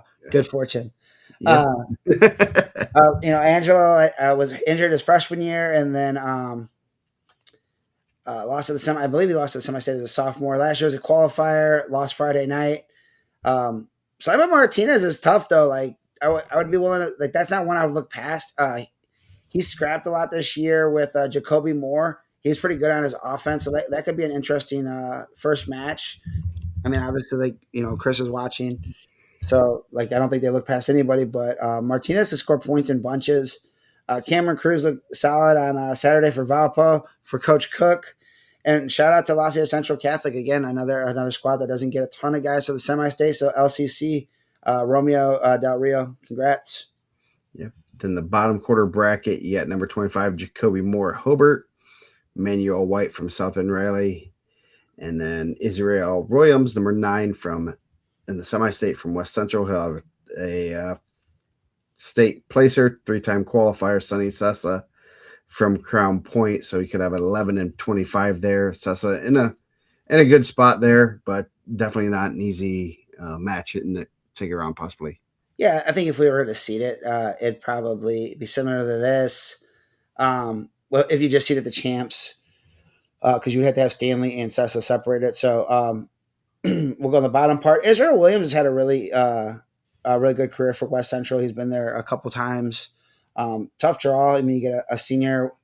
Any of the Crown Point guys are going to be a tough draw there.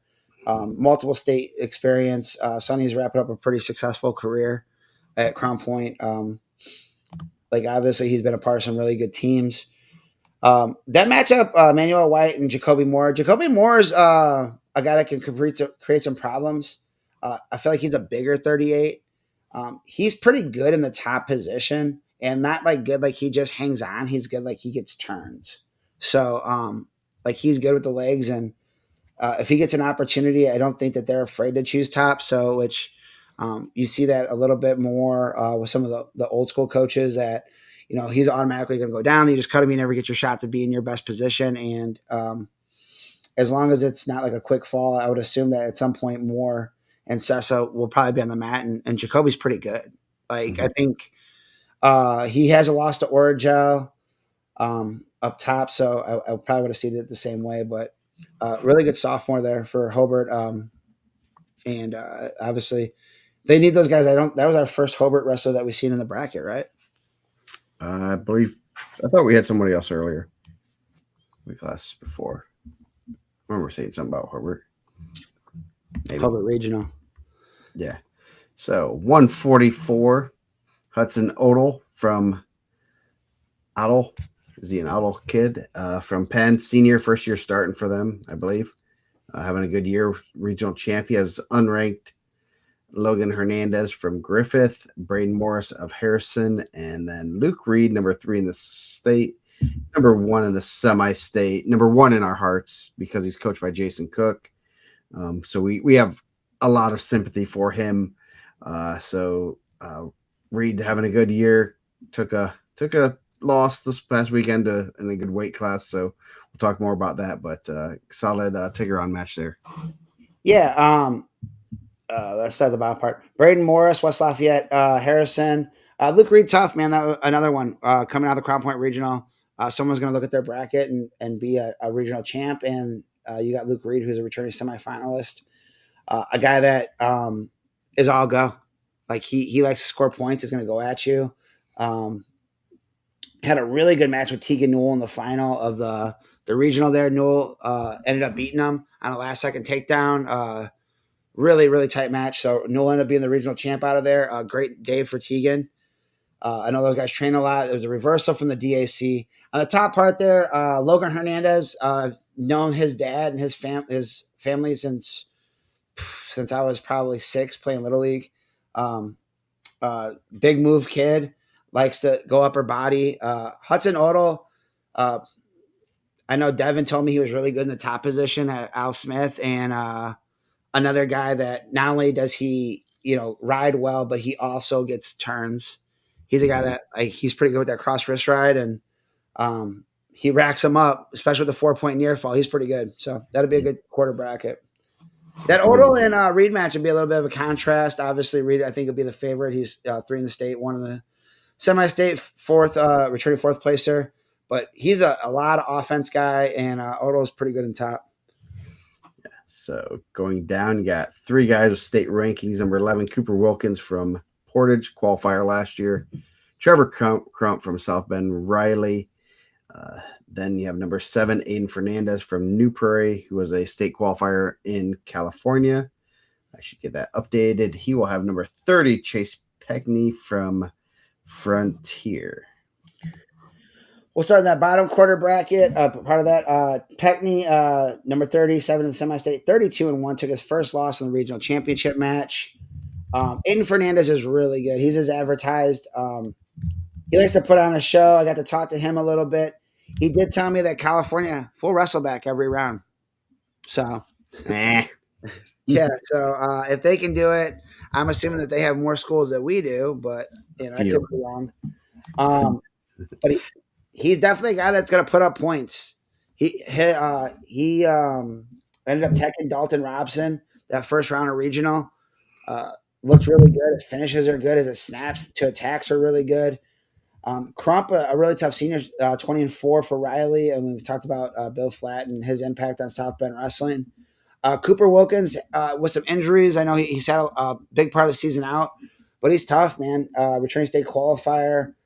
That could be possibly a good one, and a little bit of a style matchup with Wilkins, pretty deadly with a cradle too, and then Fernandez, who's pretty good on his offense.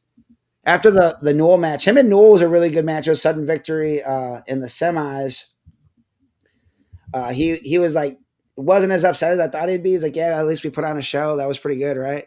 So he's a good kid, man. I like that he's out there going for it. So that's good. So bottom half bracket, Keegan DeForage of Rensselaer Central, number 11, the semi-state, Carter Hall, Hanover Central, number 9, the semi-state, Michael Turner from River Forest, number 12 in the semi-state. He'll have number 26, but not ranked in the semi-state. Ranking anomaly right there. So everyone with a different number beside their name. So this is a Mike Pick'em special.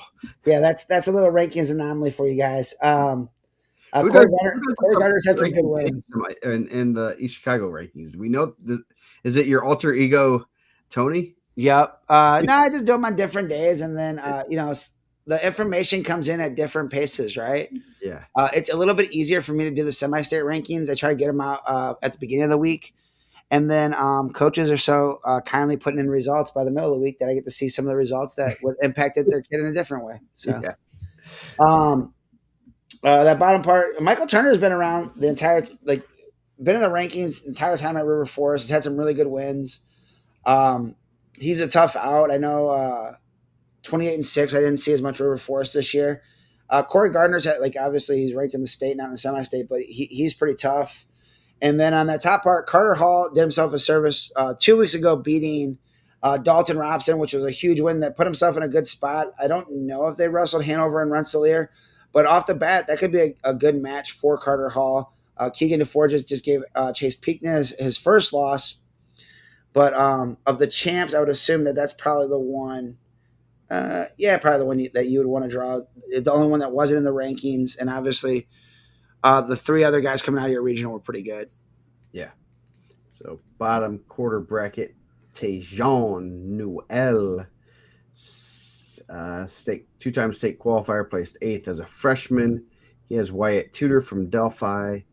Then they'll get the winner of Delio Castro from Warsaw and Jared. There's a Herod. I think that was just Jared. They didn't tell me anything on that one. Interesting. Jared Quesada from Maryville. So might want to ask about that.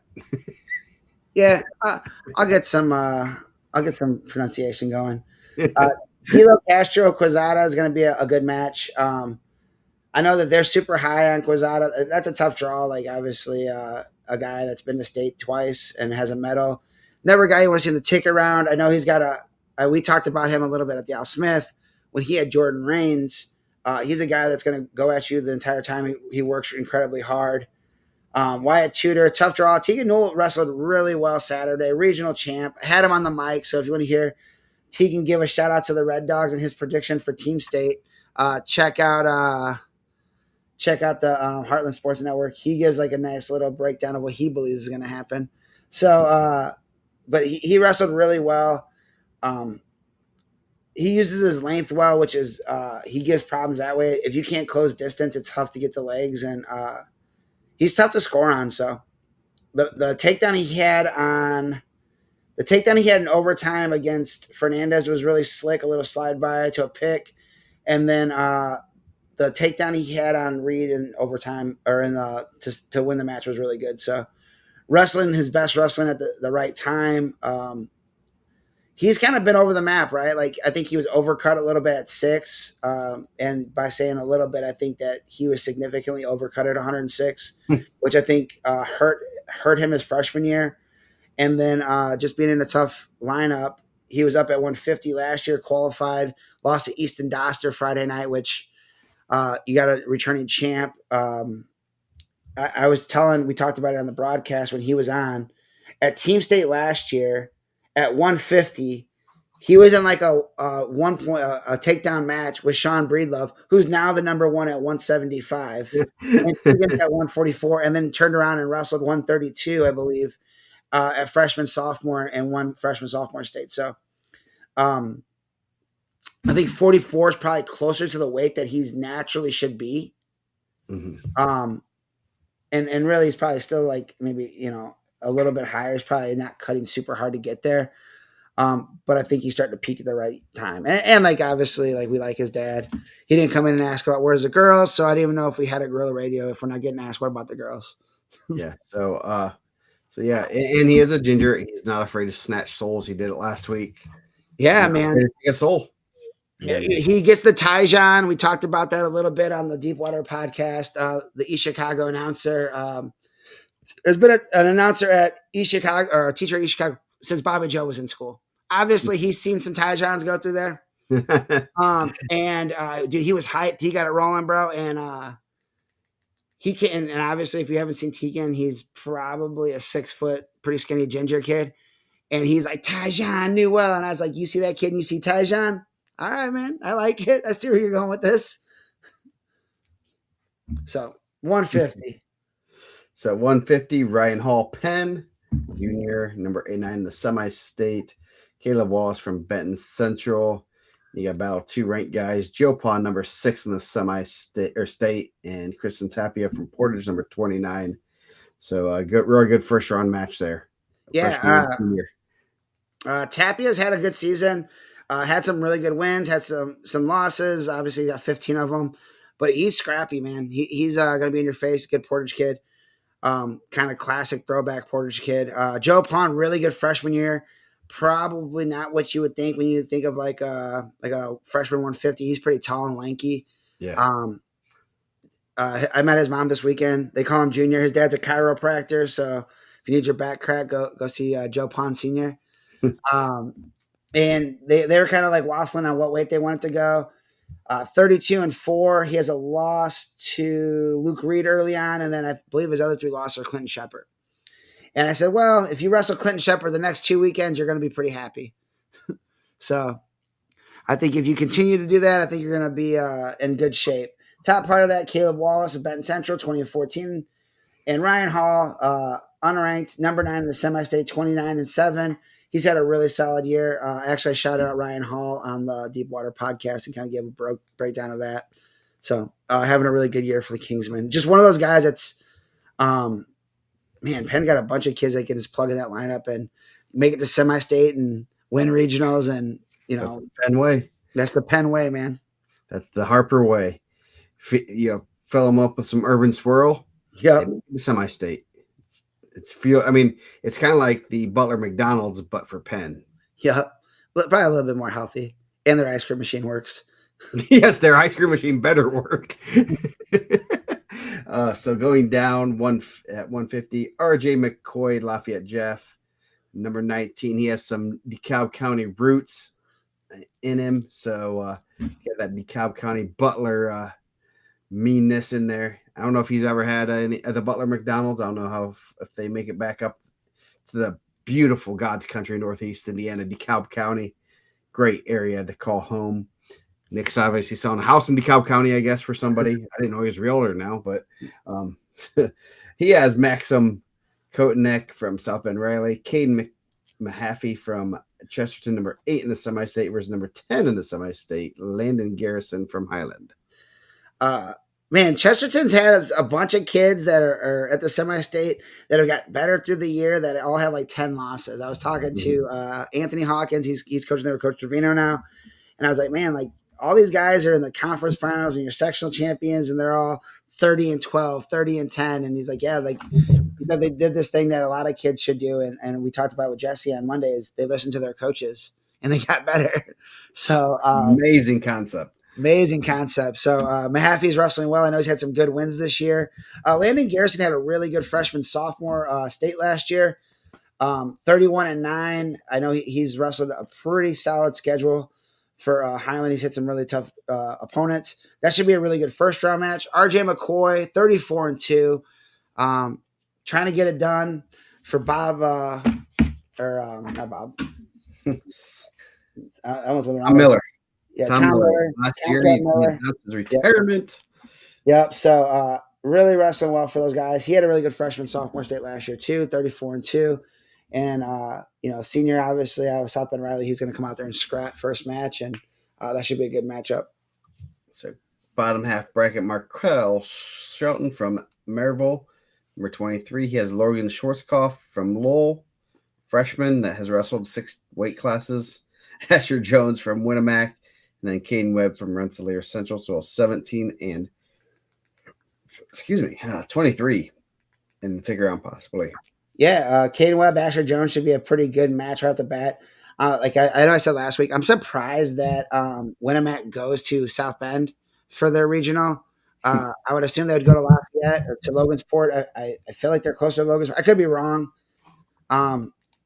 in my geography of that area, but I'm assuming that Logansport or Winnemac is right where Fair Oak Farms is at. So, which is closer to us actually. So, I think that'd be a good first round matchup. And then, what's up? It is way closer to. It's just west of Rochester. Oh, really? Yeah. Oh, so it's a little bit further. I mean, just south of Bass Lake. So where's Knox go? Does Knox go to? Knox goes to Crown Point. Crown Point. Okay, so Winnemac could be. Yeah, they're right. Yeah, they're. I mean, they're just north of. I mean, Rochester could easily go to Logansport too. So send them over, bro. Yeah, we need to even it out. So Logan Schwarzkopf was losing 7-1 in the first round of the regional to Preston Hammond, a ranked wrestler from New Prairie. Locked up a headlock and stuck him. So he's dangerous. We've kind of talked about it. He has wins at 26, 32, 38, 50, and 44. He's kind of been a chess piece for Coach English and those guys. Markel Shelton's coming on at the end of the year, 29-7. I believe 5 of those losses were pretty early on. He's one of those guys that has got better as it's 40 miles from Fair Oaks. It's Hunter Hickman. I appreciate it. Sometimes you just see the sign and you think it's there. So yeah, well, you spell Winnemac wrong all the time, so maybe you're thinking of a different Winnemac. Win-imac. my spelling bee championship in the 3rd grade coming into question now. You won spelling bee in 3rd grade. There's no way. I want to see the award. I want to see the trophy. Because if you did, you peaked then.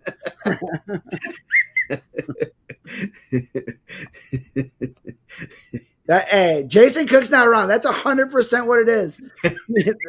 Jason Cook, Mike looks at 65 as if these towns are so close.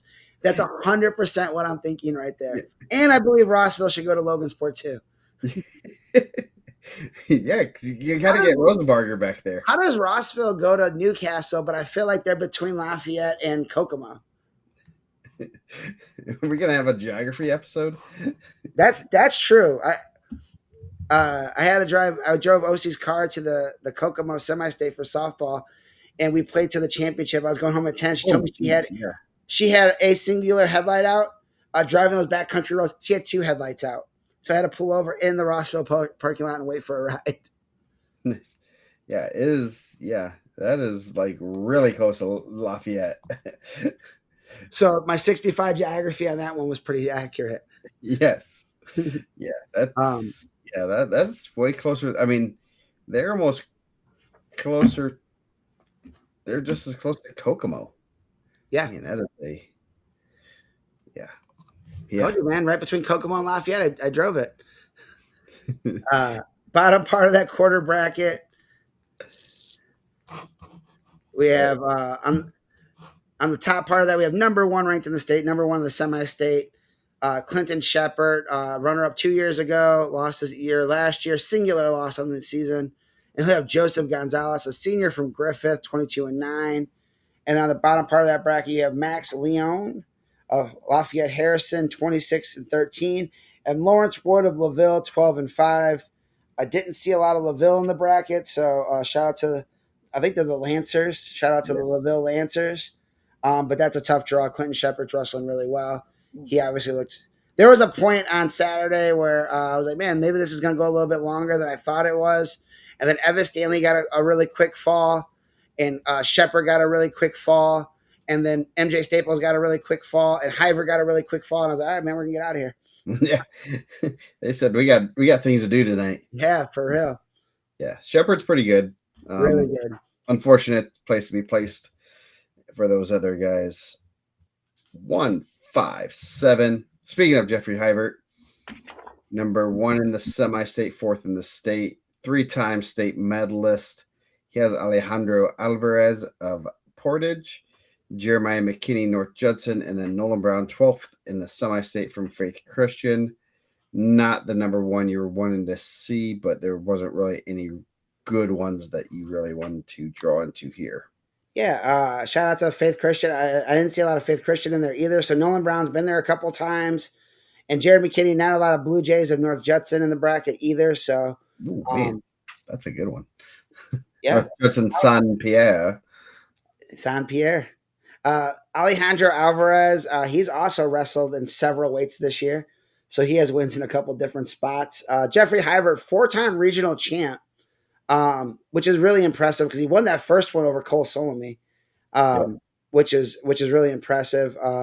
Singular loss in the finals of Al Smith to William Vanderlit Guerin.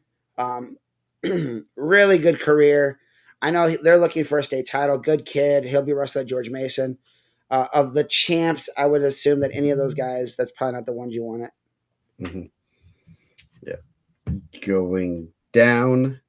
You got number 18, Anthony Bustamante from Maryville, qualifier last year. He has Grant Ullman, number 9 in the semi-state.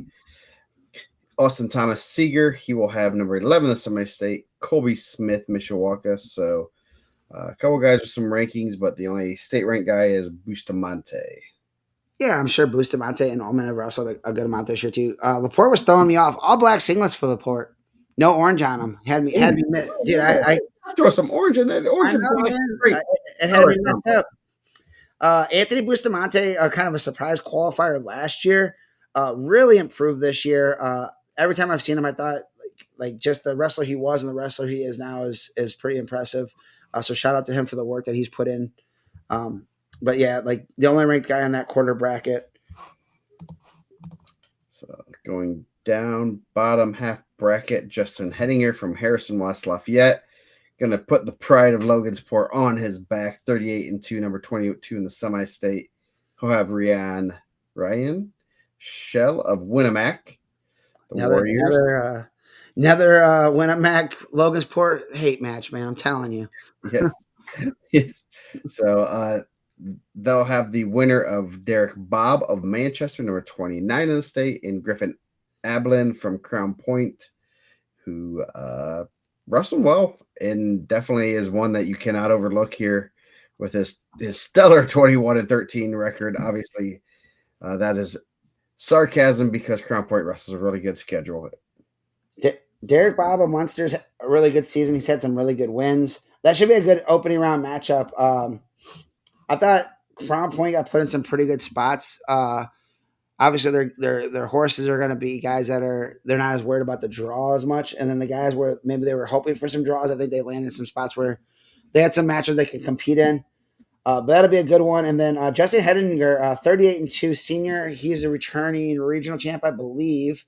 21 in the state. I know he took a loss at North Montgomery. I'm not sure his other loss. He might have lost also to a Carroll kid. So that'll be that could be possibly a good tick around match. Yeah. Going down, you got Aiden Witten, number 26 in the semi-state or state, and number 8, Tyson Kotner of Rensselaer Central. They will get the winner of number 7 in the semi-state, Charlie Schaefer, and Zach Kenny, number 9 in the state. So could have a really good match there. Yeah, Kenny dropped a regional championship to Bustamante, a battle of a couple qualifiers. Kind of put him in a tough spot, obviously. Charlie Schaefer's tough. He's had an up and down season. I was really impressed with him last year. And there's times where I watch him and he looks phenomenal. And there's times he puts himself in some bad positions and kind of gets off to the side a little bit. Talking with Chris Kimbrell, and he said he was just kind of like, mentally helping him through some stuff and telling him like, hey man, like you're good. And sometimes that's all you need is some other people to tell you that you're good. Like it's easy if you hear it in your room all the time or you hear it from your parents, you assume that they're supposed to tell you that. His 14 losses is actually a surprising thing for me. I think that's going to be a really good matchup. I know he started the year in the rankings. He's taken some losses and fell out, but that Kenny Schaefer match should be pretty good. And then the winner of that Kotner and Witten match, all those guys top 10 in the semi-state. So that should be a really good matchup. Yeah.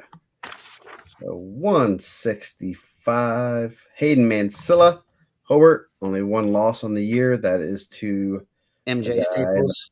bottom half of the bracket. He'll have Enrique Silva of Warsaw, Ryder Woodkey of Rensselaer Central. Will number 8 in the semi-state. We'll have number 12 in the state, Grayson Strickland, Chesterton. So it could be a really good tick around match there. Yeah, Grayson Strickland, another one of those Chesterton guys that's really came on. Mm-hmm. He looks really good against Ben Clark in the semis. Um, Obviously, you run into a buzzsaw back to back weeks. Like if you have a guy, here's some good advice, and you can take it or leave it. If you run into a guy that has 0 losses in his career over 2 seasons and a state title, he's probably pretty good. Yeah. Don't take those ones to heart. Just keep getting better. Mm-hmm. So that could be a good match right off the bat with Woodkey. And then that Mansilla match, that'll be interesting. I'm sure they've hit each other. I believe Chesterton's at the Hobart Super Duel. I know they're both at Al Smith. Mansilla is wrestling incredibly well. But I thought Hobart had some pretty tough draws. I thought there were some spots where I was kind of like, man, and Hobart can say that maybe they're the tough draw, which can also be true. But I think Mansilla is obviously the rankings favorite to get through there. But if you have 9 and 12, it's a little bit closer than you'd like it to be. Yeah. Mansilla won 12-4, major decision. I'm assuming that would have been at the Super Duels. That does not look like it was semi or Al Smith based on quick glance. And Woodkey had wrestled. He also beat Woodkey too. So that's good to know that you beat 2 of those guys that are in your quarter bracket. So you got Brant Beck coming up in the next quarter bracket, 2-time state medalist. He's pretty good, having a good career. Caleb Moore of Munster, and then Ben Clark, returning state qualifier from Crown Point. Carter Haragus from Harrison. That's a tough quarter bracket for him. 2 guys with state experience. Yeah, right off the bat, that Hurgis and Clark match will be good. I mean, Clark lost the semi to Strickland, and it fell in a tough spot. Honestly, like Brant Beck's been to semi-state 3 times. He's got out of the semi-state 3 times.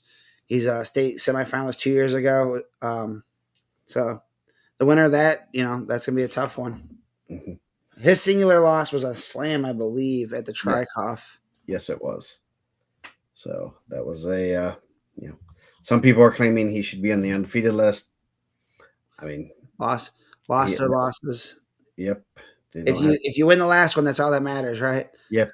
And I don't think most of these people really care about having a 0 in their record at this time, because you guys still got to win the next 4. You got to win 8 more matches. That's what they're focusing on. So actually, they don't have to win 6, the 8, but they got to win the right 6. So speaking of undefeated and 0 in their loss column, Matthew MJ Staples, New Prairie, returning state champion. He has number 11, Jordy Martinez from Tri-County. Number 9 in the semi-state, Mason Litke of Griffith has Gage Peltz of Triton. Staples is pretty good. I know I'm stating the obvious. He's good. He's pretty good. He looks like he's having fun while he's being good, mm-hmm. which is even better for him. Like, it doesn't look like it's a labor. It doesn't look like it's forced. He looks like he's having a good time, and that's how it should be. It looks like he's enjoying what he's doing. Tough draw for Jordy Martinez of Tri-County. Mason Licky, another township Black Oak kid. Shout out to them. Everyone from Calumet's leaving over to the Griffith border. Tough, man. Put on that black and gold. The migrating from Black Oak to Griffith. I know, man. Tough, man. The great migration. Yeah. So that's a tough draw. North, I assume, maybe. What's up? Which way is it to Griffith from there? Because if you're from Black Oak, it's northwest. Okay. It's across Ridge Road. Yeah. Okay. Well, I guess the Mansards are part of Griffith too, so I guess that's just west. Yeah. Okay. So, yeah. Great migration. The great migration out of Black Oak. They know where it's from though. So, Yeah, that's a tough matchup for Litke, but being a junior, you'll get another opportunity. But I mean, go out there and shock the world, right? But you have Yep. to get past Gage Peltz first. Yep. So bottom quarter bracket, Only North quarter bracket in the semi-state without a ranked wrestler, state ranked. state ranked. But you do have two semi-state ranked guys battling out the first round. Tucker Herndon of Seeger, number 12, and he has number 10 in the semi-state. Charles Barnes of Michigan City. Hey, bus trained. I'm gonna pull for my guy the bus to be driving to Indy with a Same. wrestler. Charles Barnes looked really good Saturday. Had a good first round win over uh, Lowell Kid. His name's missing me right now. It was a really good match. So Isaiah's got those guys rolling. That'll be a good one right off the bat. I mean, there's always gonna be some 4s-1, so that could possibly be a 4-1. Alex, man, I'm not even gonna try Skurzeski. I know he's dealt with some injuries this year. Tough junior. And then Bugarski is a guy that I know that Dante was in the chat. I know he early on was saying how much better Noah Bugarski was getting. So a lot of skis in that bracket, man. Yeah, is that going to be a Wrestl off for Team Poland? Dude, you think both those kids are Polish? Isn't the ski name? Isn't that Polish? It's something. It's something. I don't know. I'm not guessing. I would have never guessed Pendaski was a Polish name. The ski is like the token Polish name. It's like we have Vargo and we have Dante in there. Let us know if these guys are Polish. And Beaver. And man, and if not, I know my boy Nick Duke wants me to bring some pierogies. Like we just hand out pierogies all around the region all the time. We had a pierogi fest in Whiting, but that's so far north. That's basically Chicago. That's basically Chicago. Yes, I had to explain to my son today that about when we were on the way to baseball about doing East Chicago. He's like, Tony Chicago's not in Indiana. I'm like, no, it's East Chicago. And Dante said Noah is Polish power. Joe, Tony said, Tony dropping some knowledge right here. This is how you know the difference between Black Oak and Griffith. There's a limit of how many cars you can have in your front yard. No limit in Black Oak. You want to put cars in your front yard? We actually approve of that. Yes, we encourage that. It is our minimum required. Yes. Nice. So in 175, this is another good weight class. Definitely one where we were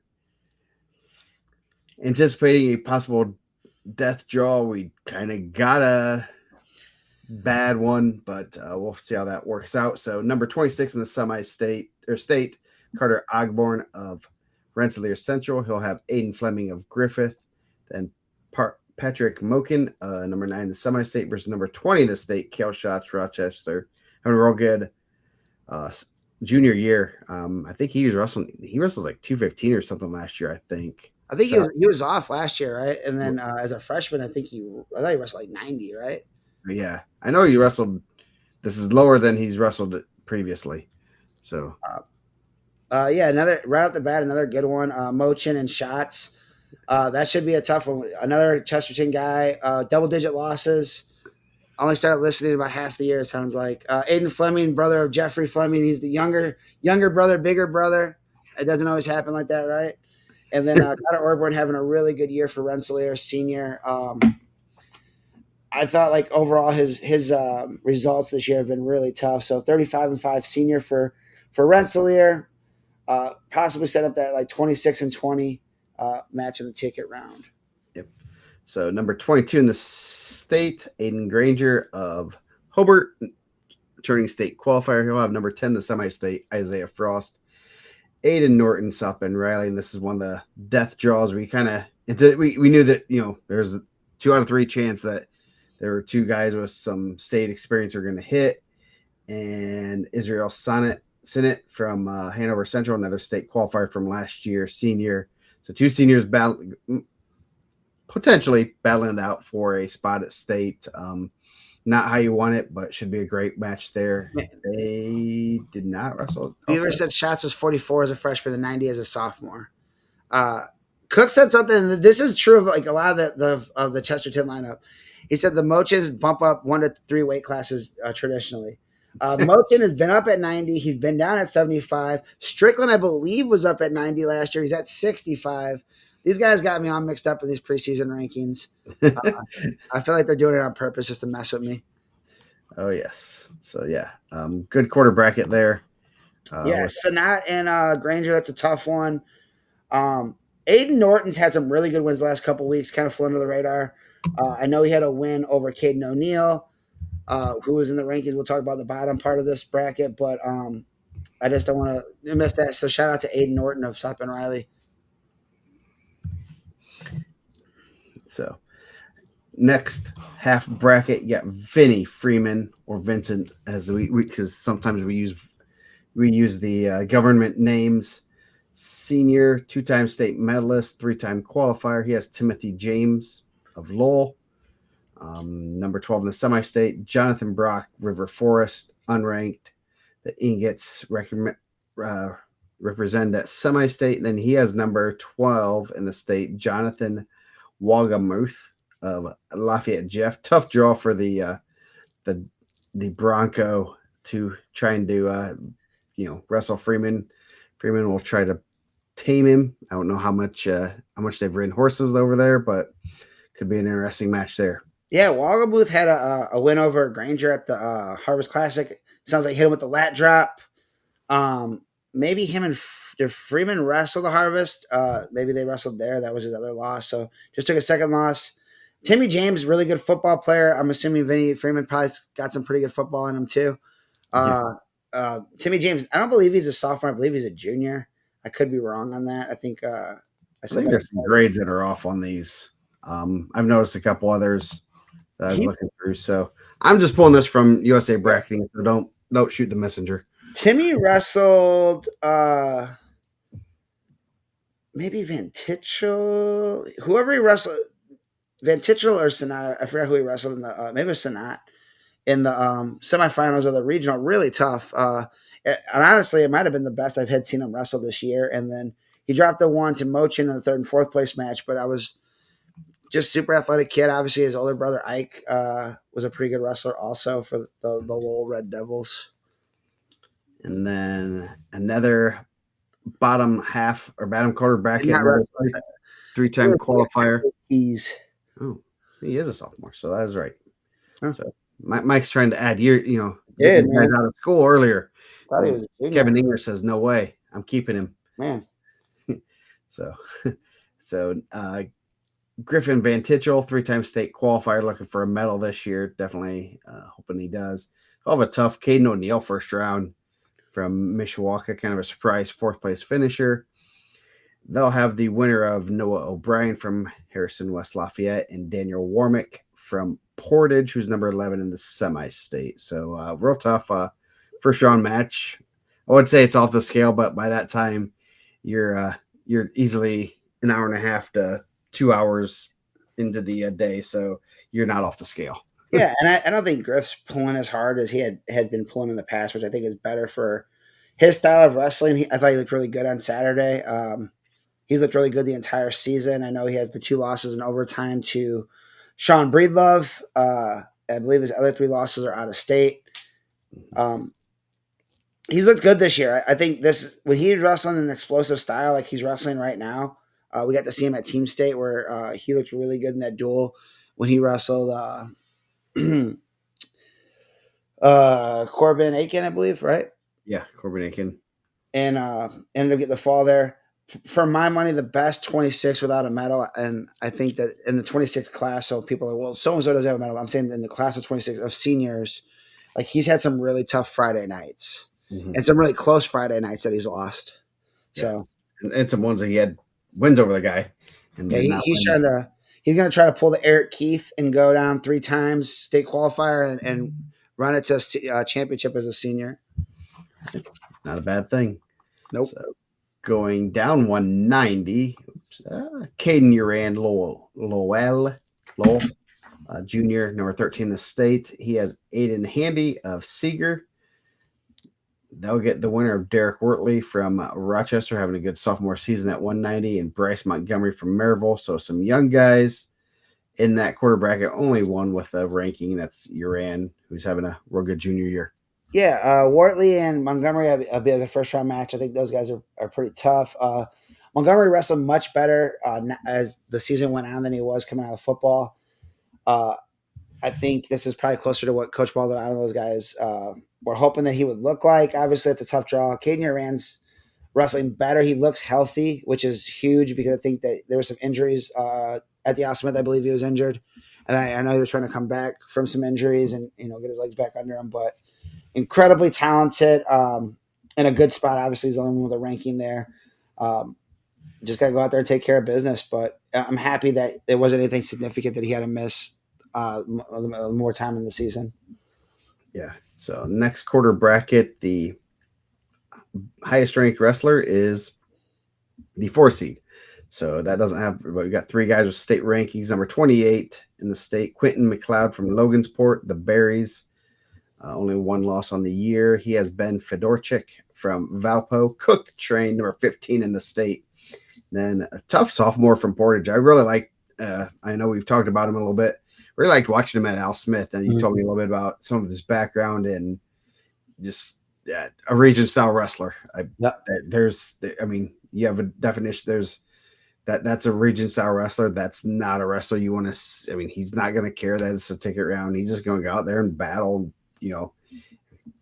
and basically fight everything but punching, kicking, everything. So that should be a good one. Number 24 in the state. He'll have Colton Reynolds from Triton, senior. So good, should be a real good quarter bracket there. Yeah. Christopher T. Herrera. I think that he's gotten better every time I've seen him. I know he had a really good sectional. I believe he was a sectional champ over Tatum, then he ends up being third. At the regional, he lost to Montgomery in the semis. Like I said, I know Maryville's probably more happy where Bryce is wrestling now than he was then. But an incredibly tough out, and you're right. I don't think that he cares who he's wrestling. He's just going to go out there and bang. That top part, Clinton McLeod having a really good year. He had a good year last year also, 29-1. Fedorchak, one of the only 2 placers for Valpo at the Spartan Classic. Really tough 3rd and 4th place match. I know some people were talking about it online. I thought there was a call right at the end. I miscalled it on the call. Obviously, I'm 500 feet away or whatever. But just a really close takedown to right at the end. He ended up not getting it with Anderson, which sometimes that pays off like that because I think that he ended up in probably a better spot as the 4 than Anderson did as a 3 returning state qualifier. But I could be wrong. Maybe Quentin McLeod goes out and wins the semi-state, and I look dumb. Yeah. So bottom half of the bracket, Alessio Retzloff, returning state qualifier from Penn. He has number 26 in the state, Wrestl Wardak from Why do I keep wanting to say Manchester? Just thinking of Fort Wayne. I'm so ready to do the Fort Wayne semi-state. They'll have the winner of number 9 in the semi-state, Lucas Anderson, and number 30 in the state, one of the best names, Trammell Quadhammer. Trammell Quadhammer. Hamer. Yeah, Hamer. I like Quadhammer. I think that's pretty cool. 39-3, ranked 30. Lucas Anderson's been in and out of the rankings, 29-8, incredibly tough senior. I believe he's the DAC champ also. I could be wrong. I'm sure he has some DAC fans in here that'll let us know. That'll be a good match right off the bat. Wrestl Wardick's not one to sleep on either. Big move guy. He was in the finals of with Uran at the NCC. I know Coach Maldonado over at Munster, Tim Maldonado, and those guys have him going pretty well. So Retzloff and Wardick could be a good one, but Retzloff obviously number 11 in the state, returning state qualifier. Yeah, he was kind of a surprise qualifier last year, kind of came on and then started to, really got a lot better this year. Obviously, probably not because of Maggart or Beaver, probably all Brad Harper trained. That'd be my guess. Just taking a stab at that one. So bottom quarter bracket, Alexander Tatum, Hobart qualifier in 2024. We'll have Noah Foray of South Bend Riley. They'll both get the winner of number 12 in the state semi-state, Paul Wagamuth of Lafayette Jeff, and Calvin Stewart, number 16 in the state from Crown Point. Tough. It's a tough quarter bracket, and definitely another one where, um, obviously, like you said, Crown Point got some spots where it's not unwinnable. It's not. That's probably the worst draw that you could get, I think, but not a horrible draw by any means. It's Yeah, not like I mean, Tatum's tough and yes, number one in semi-state, but it's not a unbeatable good, opponent. good athlete. Qualifier as a freshman. Was out of the state tournament last year, where Granger was up at 90 and qualified in that spot. Ben was the DAC champ. Thank you, Coles Dante. Um, so then, 25 and 4 or junior, so he's in a good spot. And then Walgamoot's not afraid to go upper body, and I know Calvin Stewart's not afraid to go upper body. There's a couple spots I think for the majority of the year, Crown Point's done a really good job. 'Cause I thought Calvin Stewart put himself in some bad positions last year, just kind of rolling through some stuff. And I thought he got a little bit like that in the regional finals. He put himself in some spots where I don't think he needed to. With especially with the points, like I thought he was chasing, like he felt. It seemed like he felt like he was chasing more points than he was, and put himself in some positions where Uran was able to put him to his back. So, incredibly, that'd be a good first round match. Exciting. That could be fireworks. If you like throwing and upper body, those guys might be able to go out there and put on a show. So 215. Fedorchek, the DAC champ, first round for McLeod. That's probably not DAC, one of the better conferences in the state, so that's not a great draw for them. Yeah. So 215, Caesar Salas, pretty tough sophomore from Crown Point. He has Braden Rice of Bremen, freshman. Not, I mean, you're the four. You know it's gonna be tough. Good experience for him. You're gonna get to wrestle one of the best in the country and see where you're at and go back to work for it. So Anthony Askren, not related to the Askrens from the Wisconsin area, even though he does say that he has some relatives in like around like Noble County or something, I believe. What if he is related to the Askrens? What if he's really good at cradles? Maybe. I would definitely watch cradles if I was Preston Perez. Preston Perez Hobart having a real good senior year. Unfortunately, did not get the getting the spot where he wanted to. Definitely not a favorable draw for the number 13 guy in the state. So, yeah, Munster and Hobart in the same conference. I don't know if Perez and Cooey had hit each other a couple of times, but good day to have a good day for Cooey, right? Like put yourself in a good spot, and obviously if you're Preston Perez, it's probably the one spot you didn't want to hit. Yep. So going down, you got number 30 in the state, Tierson Wolford of Winnemac. He has Lucas Marshall of LaPorte, first round, number 10 in the semi-state. David Warren, number 8 in the semi-state, versus number 23 in the state, Martin Gazzo of West Lafayette. So pretty solid quarter bracket. Gazzo returning semi-state qualifier. Was one of the only returning semi-state qualifiers at one of the upper weights. That'll be a good match with David Warren. I think David Warren's a battle-tested guy. He's had some really good wins. Had some tough losses, but the DAC was really, I thought, really good at 215. Like obviously, you have one of the top guys in the country at 215 in your area, so that makes it a little bit tougher. Tierson Wolford, Winnemac has done a good job having like really good 215s, 190s that are big and strong, and I don't know if Tierson Wolford is, but they're definitely pinners. So. Yep. And Lucas Marshall had a really good day Saturday too. He had a real good scrap with Desmond Howard in the third and fourth place match. Not the Heisman Trophy winner. It was the Heisman Trophy winner, actually. It was Heisman. did he hit when he beat him? Did he hit the Heisman on him? He did, man. I told Bus I'd be having him do that, man. Dirty. So bottom half bracket, Andrew Coy of Munster. He said had a good day. Win the title there. He has Logan Hooks of Benton Central, number 12 in the semi-state, Mason Heisley of Rochester, and number 11 in the semi-state, Keegan Gibbons of Chesterton. So Coy, the highest ranked guy, but could be a real good quarter bracket. Troy Hahn told me Andrew Coy is a big, strong 215. He said, holy smokes, that kid's big. Troy Hahn's a big man. So if he's telling you you're big, probably means you're pretty big. that'll be a first round match. Obviously, 11 and 12 would be a good matchup. Gibbons is taking a couple losses to Caesar, which you're going to run into some tough matches there. Yeah. And then the bottom quarter bracket, number 9 in the semi-state, Robert McKinney, Lafayette Jeff, Cole Owens Corba of Heyman Central. Heyman Central represented, and then the aforementioned Desmond Howard, Michigan City, bus trained. Number 26 in the state. He'll have Landon Reynolds of Penn, number 15 in the state. So a good ranked matchup first round. Maybe we can get a Magger and Bus match instead of those guys. A little South Bend love out there, huh? Bring it back. Desmond Howard, tall, athletic, 215, like fires him off pretty well. 27-3 that's really good. Obviously, he was a DAC runner-up. He lost in the semis at the regional. And then in a really good match with Keegan Gibbons, an overtime match, late takedown to tie it, and then lost in overtime. And Landon Reynolds having a really good year, 22-9. So that should be a good one. And then the winner of that. Oh, the boss says he wants it. He's going after his old South Bend, I would say, rivals more than anything.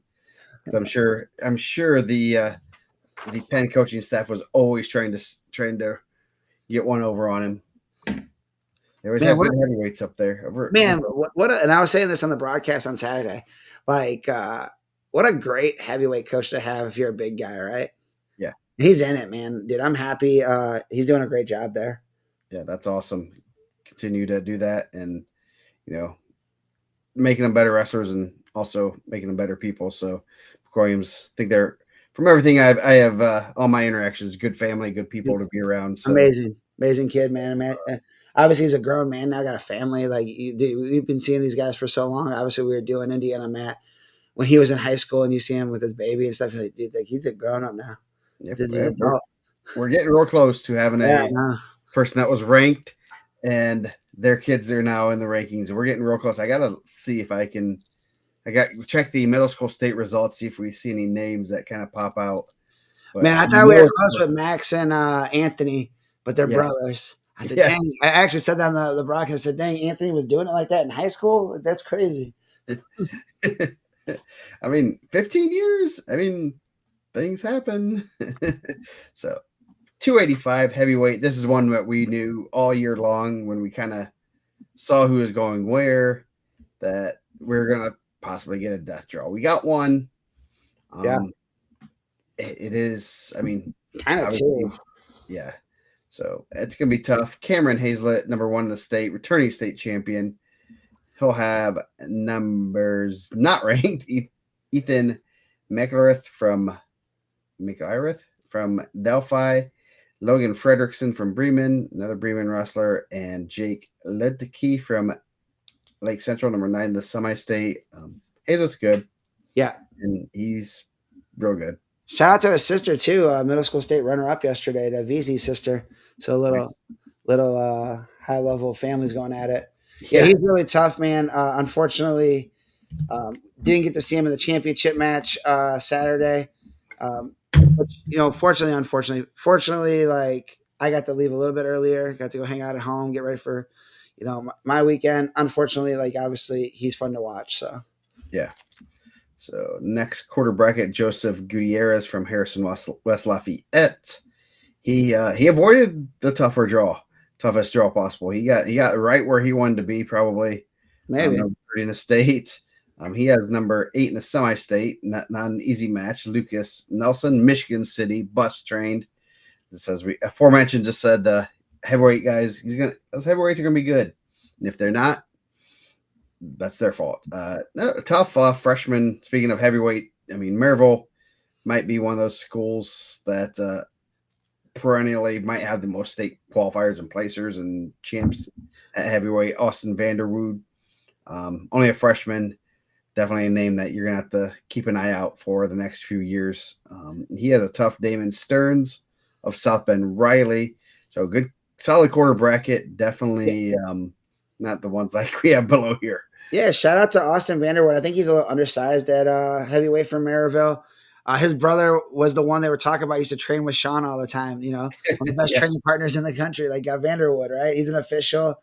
I know he helps out their kids club. So David Sturgeon is good though for South Bend Riley. That's a tough match. Big strong guy. I was super impressed with him when I seen him. I saw him at the Tri-Cross starting off, and then I thought he had a pretty good run at Al Smith. Lucas Nelson, really good heavyweight. Is a big kid. Obviously, you're coming out of one of the probably tougher regionals for heavyweights in the state. Coming out as a 4. But if you're Lucas Nelson, of the guys you could have drawn, that's probably the one you would pick. He's the lowest ranked heavyweight you can grab. And Joseph Gutierrez. Gutierrez was there last year for Harrison. I know he started the year in the rankings, and then took some losses. But that quarterback I think is wide open. Or I mean, I don't know if it's even a quarterback. It's probably less than that. I keep saying quarter bracket. Yeah, it's a quarter bracket. Okay. Yeah. So last half bracket, death draws all over here. Number 9, Josh Diaz from Hobart, having a real good senior year. He has a tough Jonathan Seafrus of Penn. As I said, Penn's another one that always has good big guys.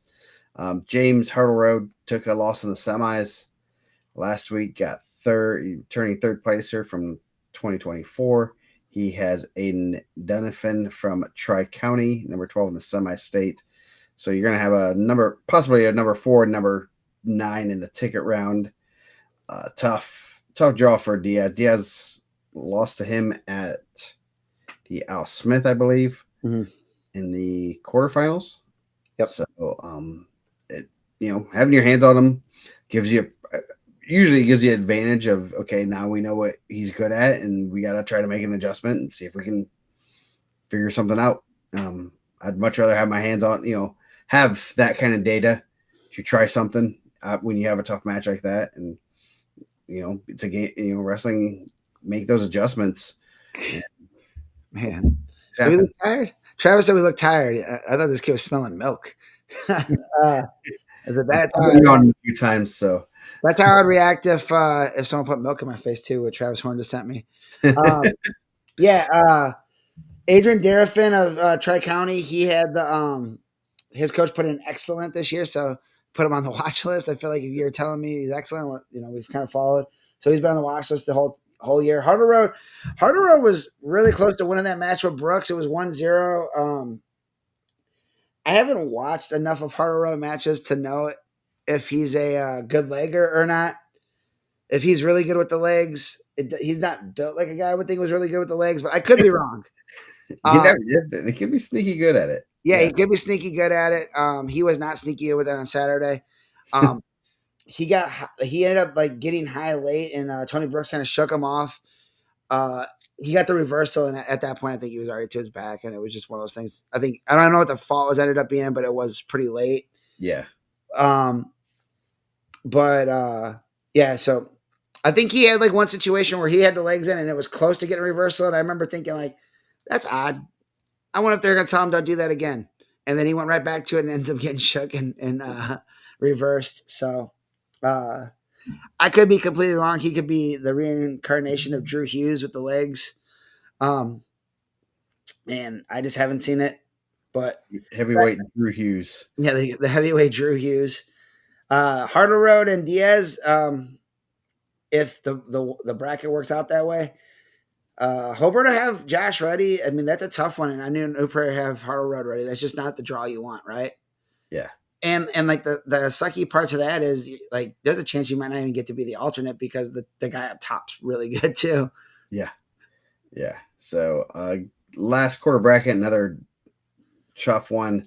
Declan Guard returning semifinals, 4th place finisher last year. He has number 11 in the semi-state, Deshaun Jackson of Andrean. The Fighting 49ers. Fighting 49ers. Is it 49 or 59? No, 59ers. You got me messed up. 59ers. It's 59 Broadway. Nice. They'll have the winner of Ben Robinson from Rensselaer Central and number 6 in the state, Tony Brooks, Crown Point. Tough junior who's been waiting for his chance and taking full advantage of it. That's gonna be those two take around matches are gonna be great matches. man, Tony Brooks had to win some battles to even get in the lineup. He had to beat a returning medalist that like was a senior. So that, I mean, that's tough right there. I mean, he's had to, like you said, you've had to wait at your turn. You had Paul Clark when you were a freshman, and then you had Lucas Zimborski move in, who obviously ran into the state finals last year. He's defaulted to Hazlett the last two times they've matched up in the championship. But at the Osmond, that was a good match. That was a really good match. I think I believe that was the semifinal match. It was like a takedown match. Tony moves really well for a heavyweight. I thought Harder a grown man. That's a grown ass man at heavyweight. So I thought that he would give him some trouble there, and obviously it was 0-0. Harder Road like held position really well, and Tony couldn't get an angle. But he's a goer, man. He wrestles chippy too. Like he's a little bit edgy. We've seen it in the out of the IHSS WCA team state. So the Clung guard holds position really well. Obviously ran that to the state semifinals last year. Don't sleep on Deshaun Jackson though. I think if you get caught overlooking him, he's another guy that wrestles a little bit edgy, likes some big moves, likes to go throw. 22-6. I know he has a couple losses to Diaz. He has a couple losses to Ludke. He's wrestled with Team Elite a lot. So I believe McWilliams is helping out a little bit there. So I'm sure he's wrestled with Isaiah a little bit. And then like he was with Kevin forever. He was on all of Kevin's teams. So I wasn't really sure where he was going to be at. I thought he was a Griffith kid. So I thought he was a freshman last year. Didn't see him. And then when we went and got the ring ceremony at Andran, they were like, "Oh, we have two really good freshmen." One was Quade Murphy, which is Rhiann Murphy's brother. Mm-hmm. He was at 120. And then we have this kid, Deshaun Jackson. I was like, oh, man, I didn't know that's where he was at. Was at Andran. So that could be an interesting matchup.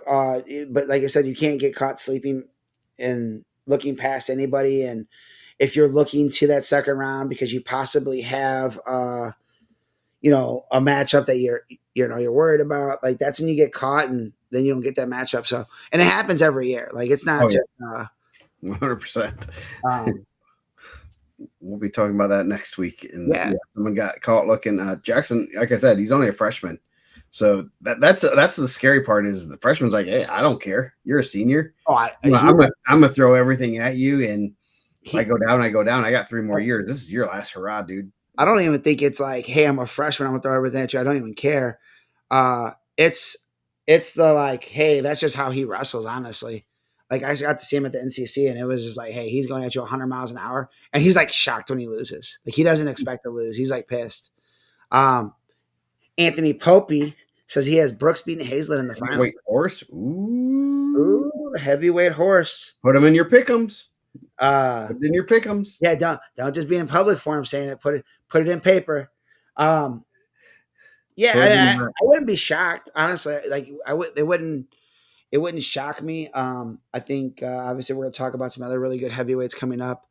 The next couple weeks or the next couple shows with Catfish and Harrison Smith and just the depth at heavyweight.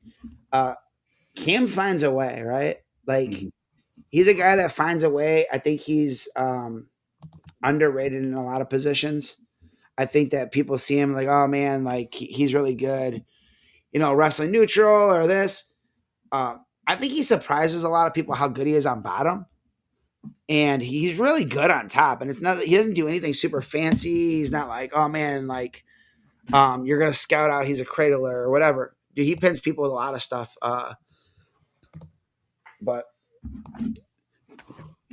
I think, I don't know if it's a strategy thing or if I know Brooks was a little bit banged up, but if I felt like if you're healthy enough to wrestle Fargo Greco champ, you probably healthy enough to wrestle the final there, right? Yeah, and yeah, as you said, Harlow Road, he's pretty darn close to the 285 limit. I don't know exactly what he weighs in. I know he's one of the bigger heavyweights. Yeah, Hazlett is like 230-ish, so much, and obviously Brooks is smaller. I think he's about 230-ish. He might be, Going more your size. he And might be Brooks, south of that. He might be yeah, lower than 230. yeah. So both, I would much rather wrestle a guy small, my own size. I mean, because obviously you can wrestle some ginormous. Heck, as you said, Herbert Rhodes putting legs in on him. That's Yeah. not good on you. I don't care what. I don't know what if there's an injury. I don't care what injury it is. A heavyweight putting legs on you doesn't help any injury. Yeah. And that's how it goes. Like, it'll be interesting to see, and I'm sure Coach Guard will have his kid ready, like Kellen. I'm sure he'll be ready to go too. Like, I'm sure they're watching film and they're aware of where those guys are at and how they wrestle, and it's tough, man. We knew heavyweight was going to be one of those tough weights, right? Yeah. Where that Crown Point regional was incredibly tough, and we knew that there's some depth at the other regionals, and um, it was just kind of pick your poison. But I mean, guard's big too, right? Yeah. He knows position well. And he might be more comfortable wrestling a guy like Tony Brooks, who's a lot smaller, and he can kind of hold that position.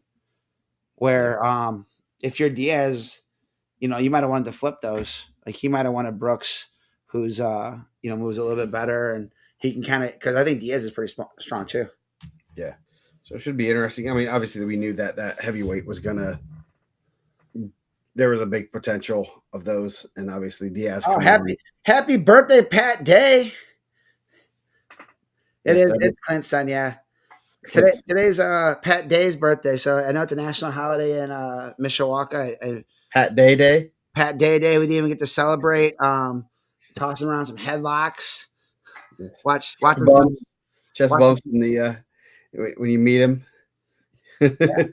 So happy birthday, man! Shout out to the Pat Day state champ. We would sing, but we don't want to be dinged on YouTube. Yep. We did get dinged one time.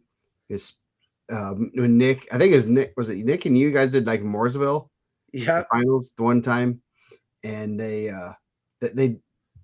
started a little bit right before the finals, and they played the national anthem, and he had to I had to. It wasn't like a copyright strike or anything, but it's like, you need to know this is a copyrighted song, and it was the Star Spangled Banner. I didn't realize it was copyrighted. Who owns the country, Joe? Come on. The people own this country. I know. I paid my taxes. I want to play the Star Spangled Banner. Yes, I want to play the Star Spangled Banner on my YouTube. So, 1 down, 3 to go. Got Newcastle tomorrow night. I got Howie coming on, as far as I know. I'll double check with him tomorrow. Remind him that he committed to it. Hopefully he remembers that he was. Either way, we'll go over it. But should be some great matches there.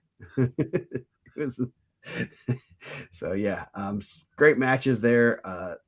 We had to start with the easiest semi-state to make it. I know the lowest rated, man. Yeah, ranting, because I can share the text. I felt like it, a couple of things.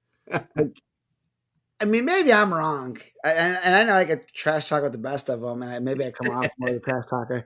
I don't feel like I trash talk you guys like that. For you guys to be coming at me all extra hot all the time. Last year at state with Caleb talking all that trash, and I don't feel like I go at you guys like that. I mean, it'd been real easy for me to be like, dang, man, I bet the state rankings would have been a lot tighter if they would have got their regular rankings right. I mean, I didn't do that though. So I was confused why everyone was going so hot at me. I'm aware. I'm looking at all the forfeits. Yeah. I'm more than aware when I'm looking at some of these sectionals, and I'm trying to fill them out and be like, this is pretty rough. So I don't know why I was catching strays for. The people in Fort Wayne are just celebrating that, according to someone, we are not the worst. We're not. It's not against you. It's just celebration that we. That's not what was happening today. you can feel however you feel. That's not what was going down. But I still feel like, and I stand by my statement I said in there. I'll take the Crown Point Regional over any regional in the state, and you could put that Crown Point Regional in any national regional either, and they're going to be fine. We talked about it when you could hashtag the county all you want. But national level guys at the Super 32, I believe Crown Point was well represented. Yes, very much And, so. and I'm sure they're gonna like, Even like, I mean, yeah, but we do so good. It's like, okay, cool. Like, let me know when the last time you guys had an All American was. yeah. Like, I mean, college All American. Like, I know You there's know, a lot of guys that were there Saturday that were or Monday that were pretty good college wrestlers. So once we start getting to those numbers, then we can have that talk. yeah. So what other area in the state has that amount of All Americans, college All Americans? You know, no, not even close as far as just everybody. And they're still Thursday doing we're it. doing And it's not just the influx of a couple kids. So, Thursday we're doing the Evansville semi-state. We're gonna say that one. yeah. Jeffrey Brown, I believe you should be able to, if you should get a message with that pick'ems, and you can edit it. I know the Newcastle one had some errors in it, so I will fix that probably in the morning. I'm not going to do that tonight. So you can edit that. If not, just submit it again, and you'll be fine. I'll delete the one without anything. So yeah. Fort Wayne Snyder has 3 or 4 college All Americans, Division One All Americans. Wagner was one. I don't.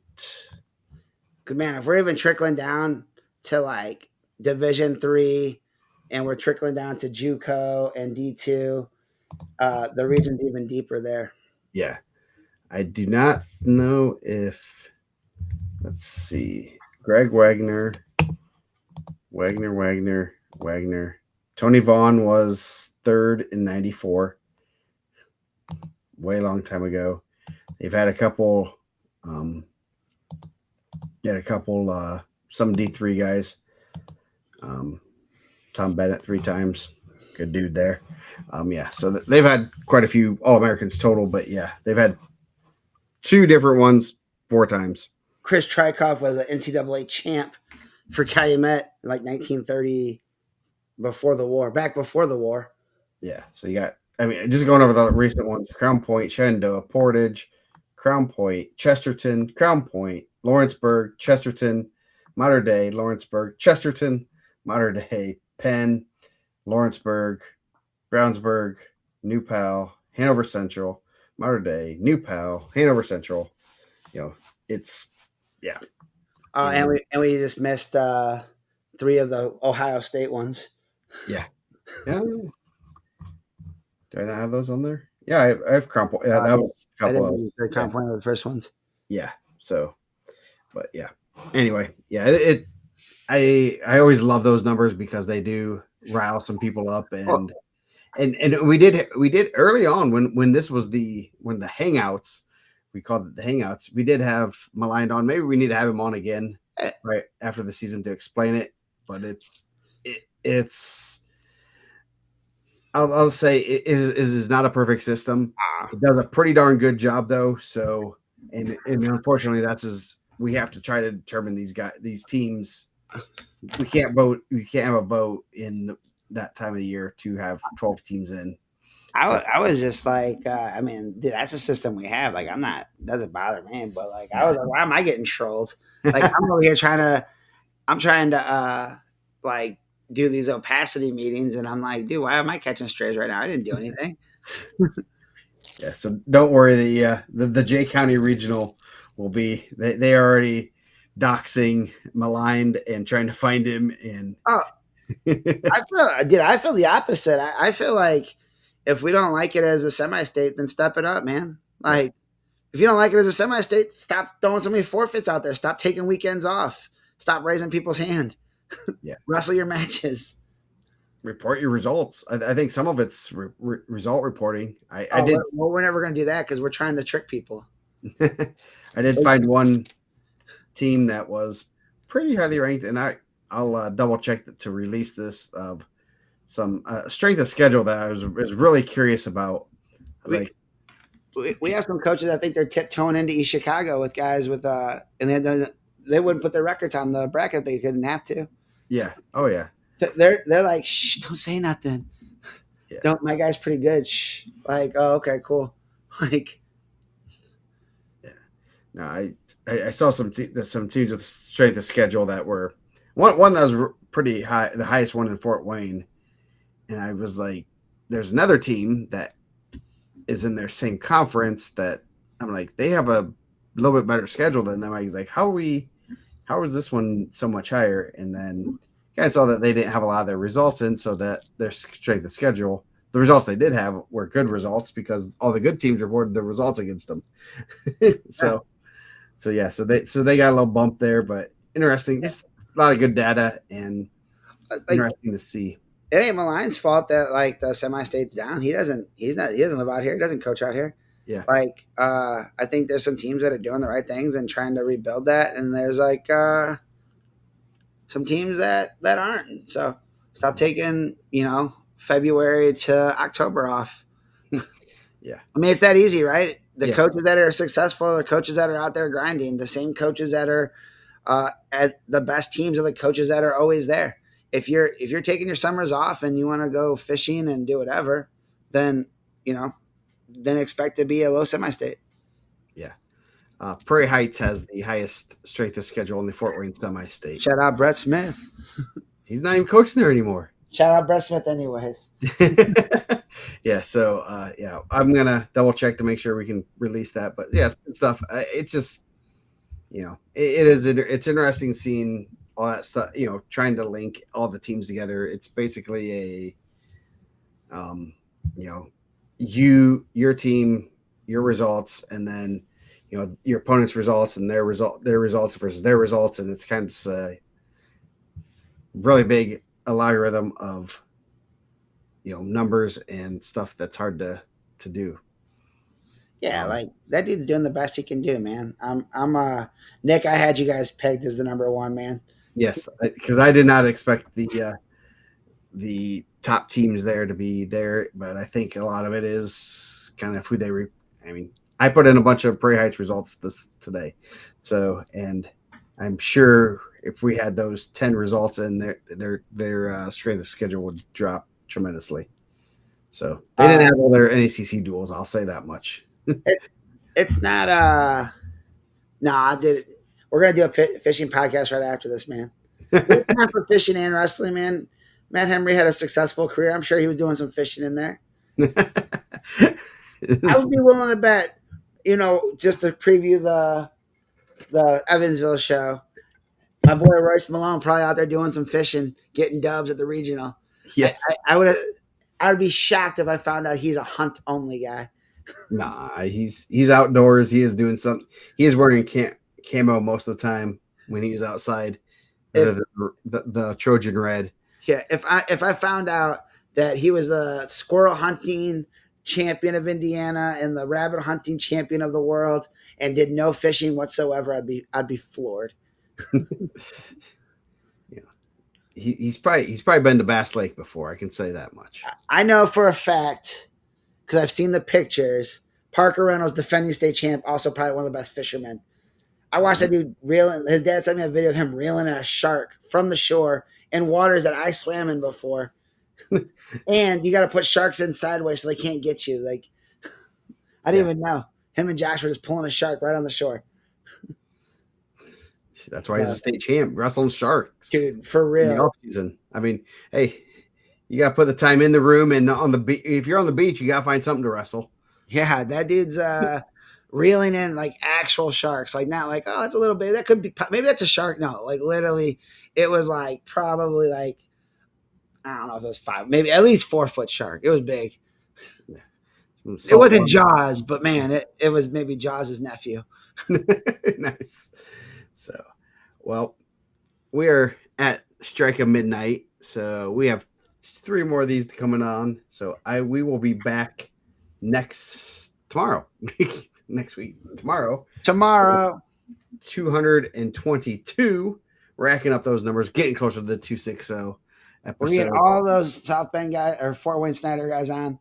Yeah, we'll get a Greg Wagner on there, maybe. I'm sure I can contact him, find his information, and man, I gotta look for some good 260 guys now. Gotta start, I'll get a Riley Lefevre. Lefevre will hop on. So, 4-time NCAA champ from D3. But yeah, anyway, we're gonna get off here. We will see you guys tomorrow night for Newcastle.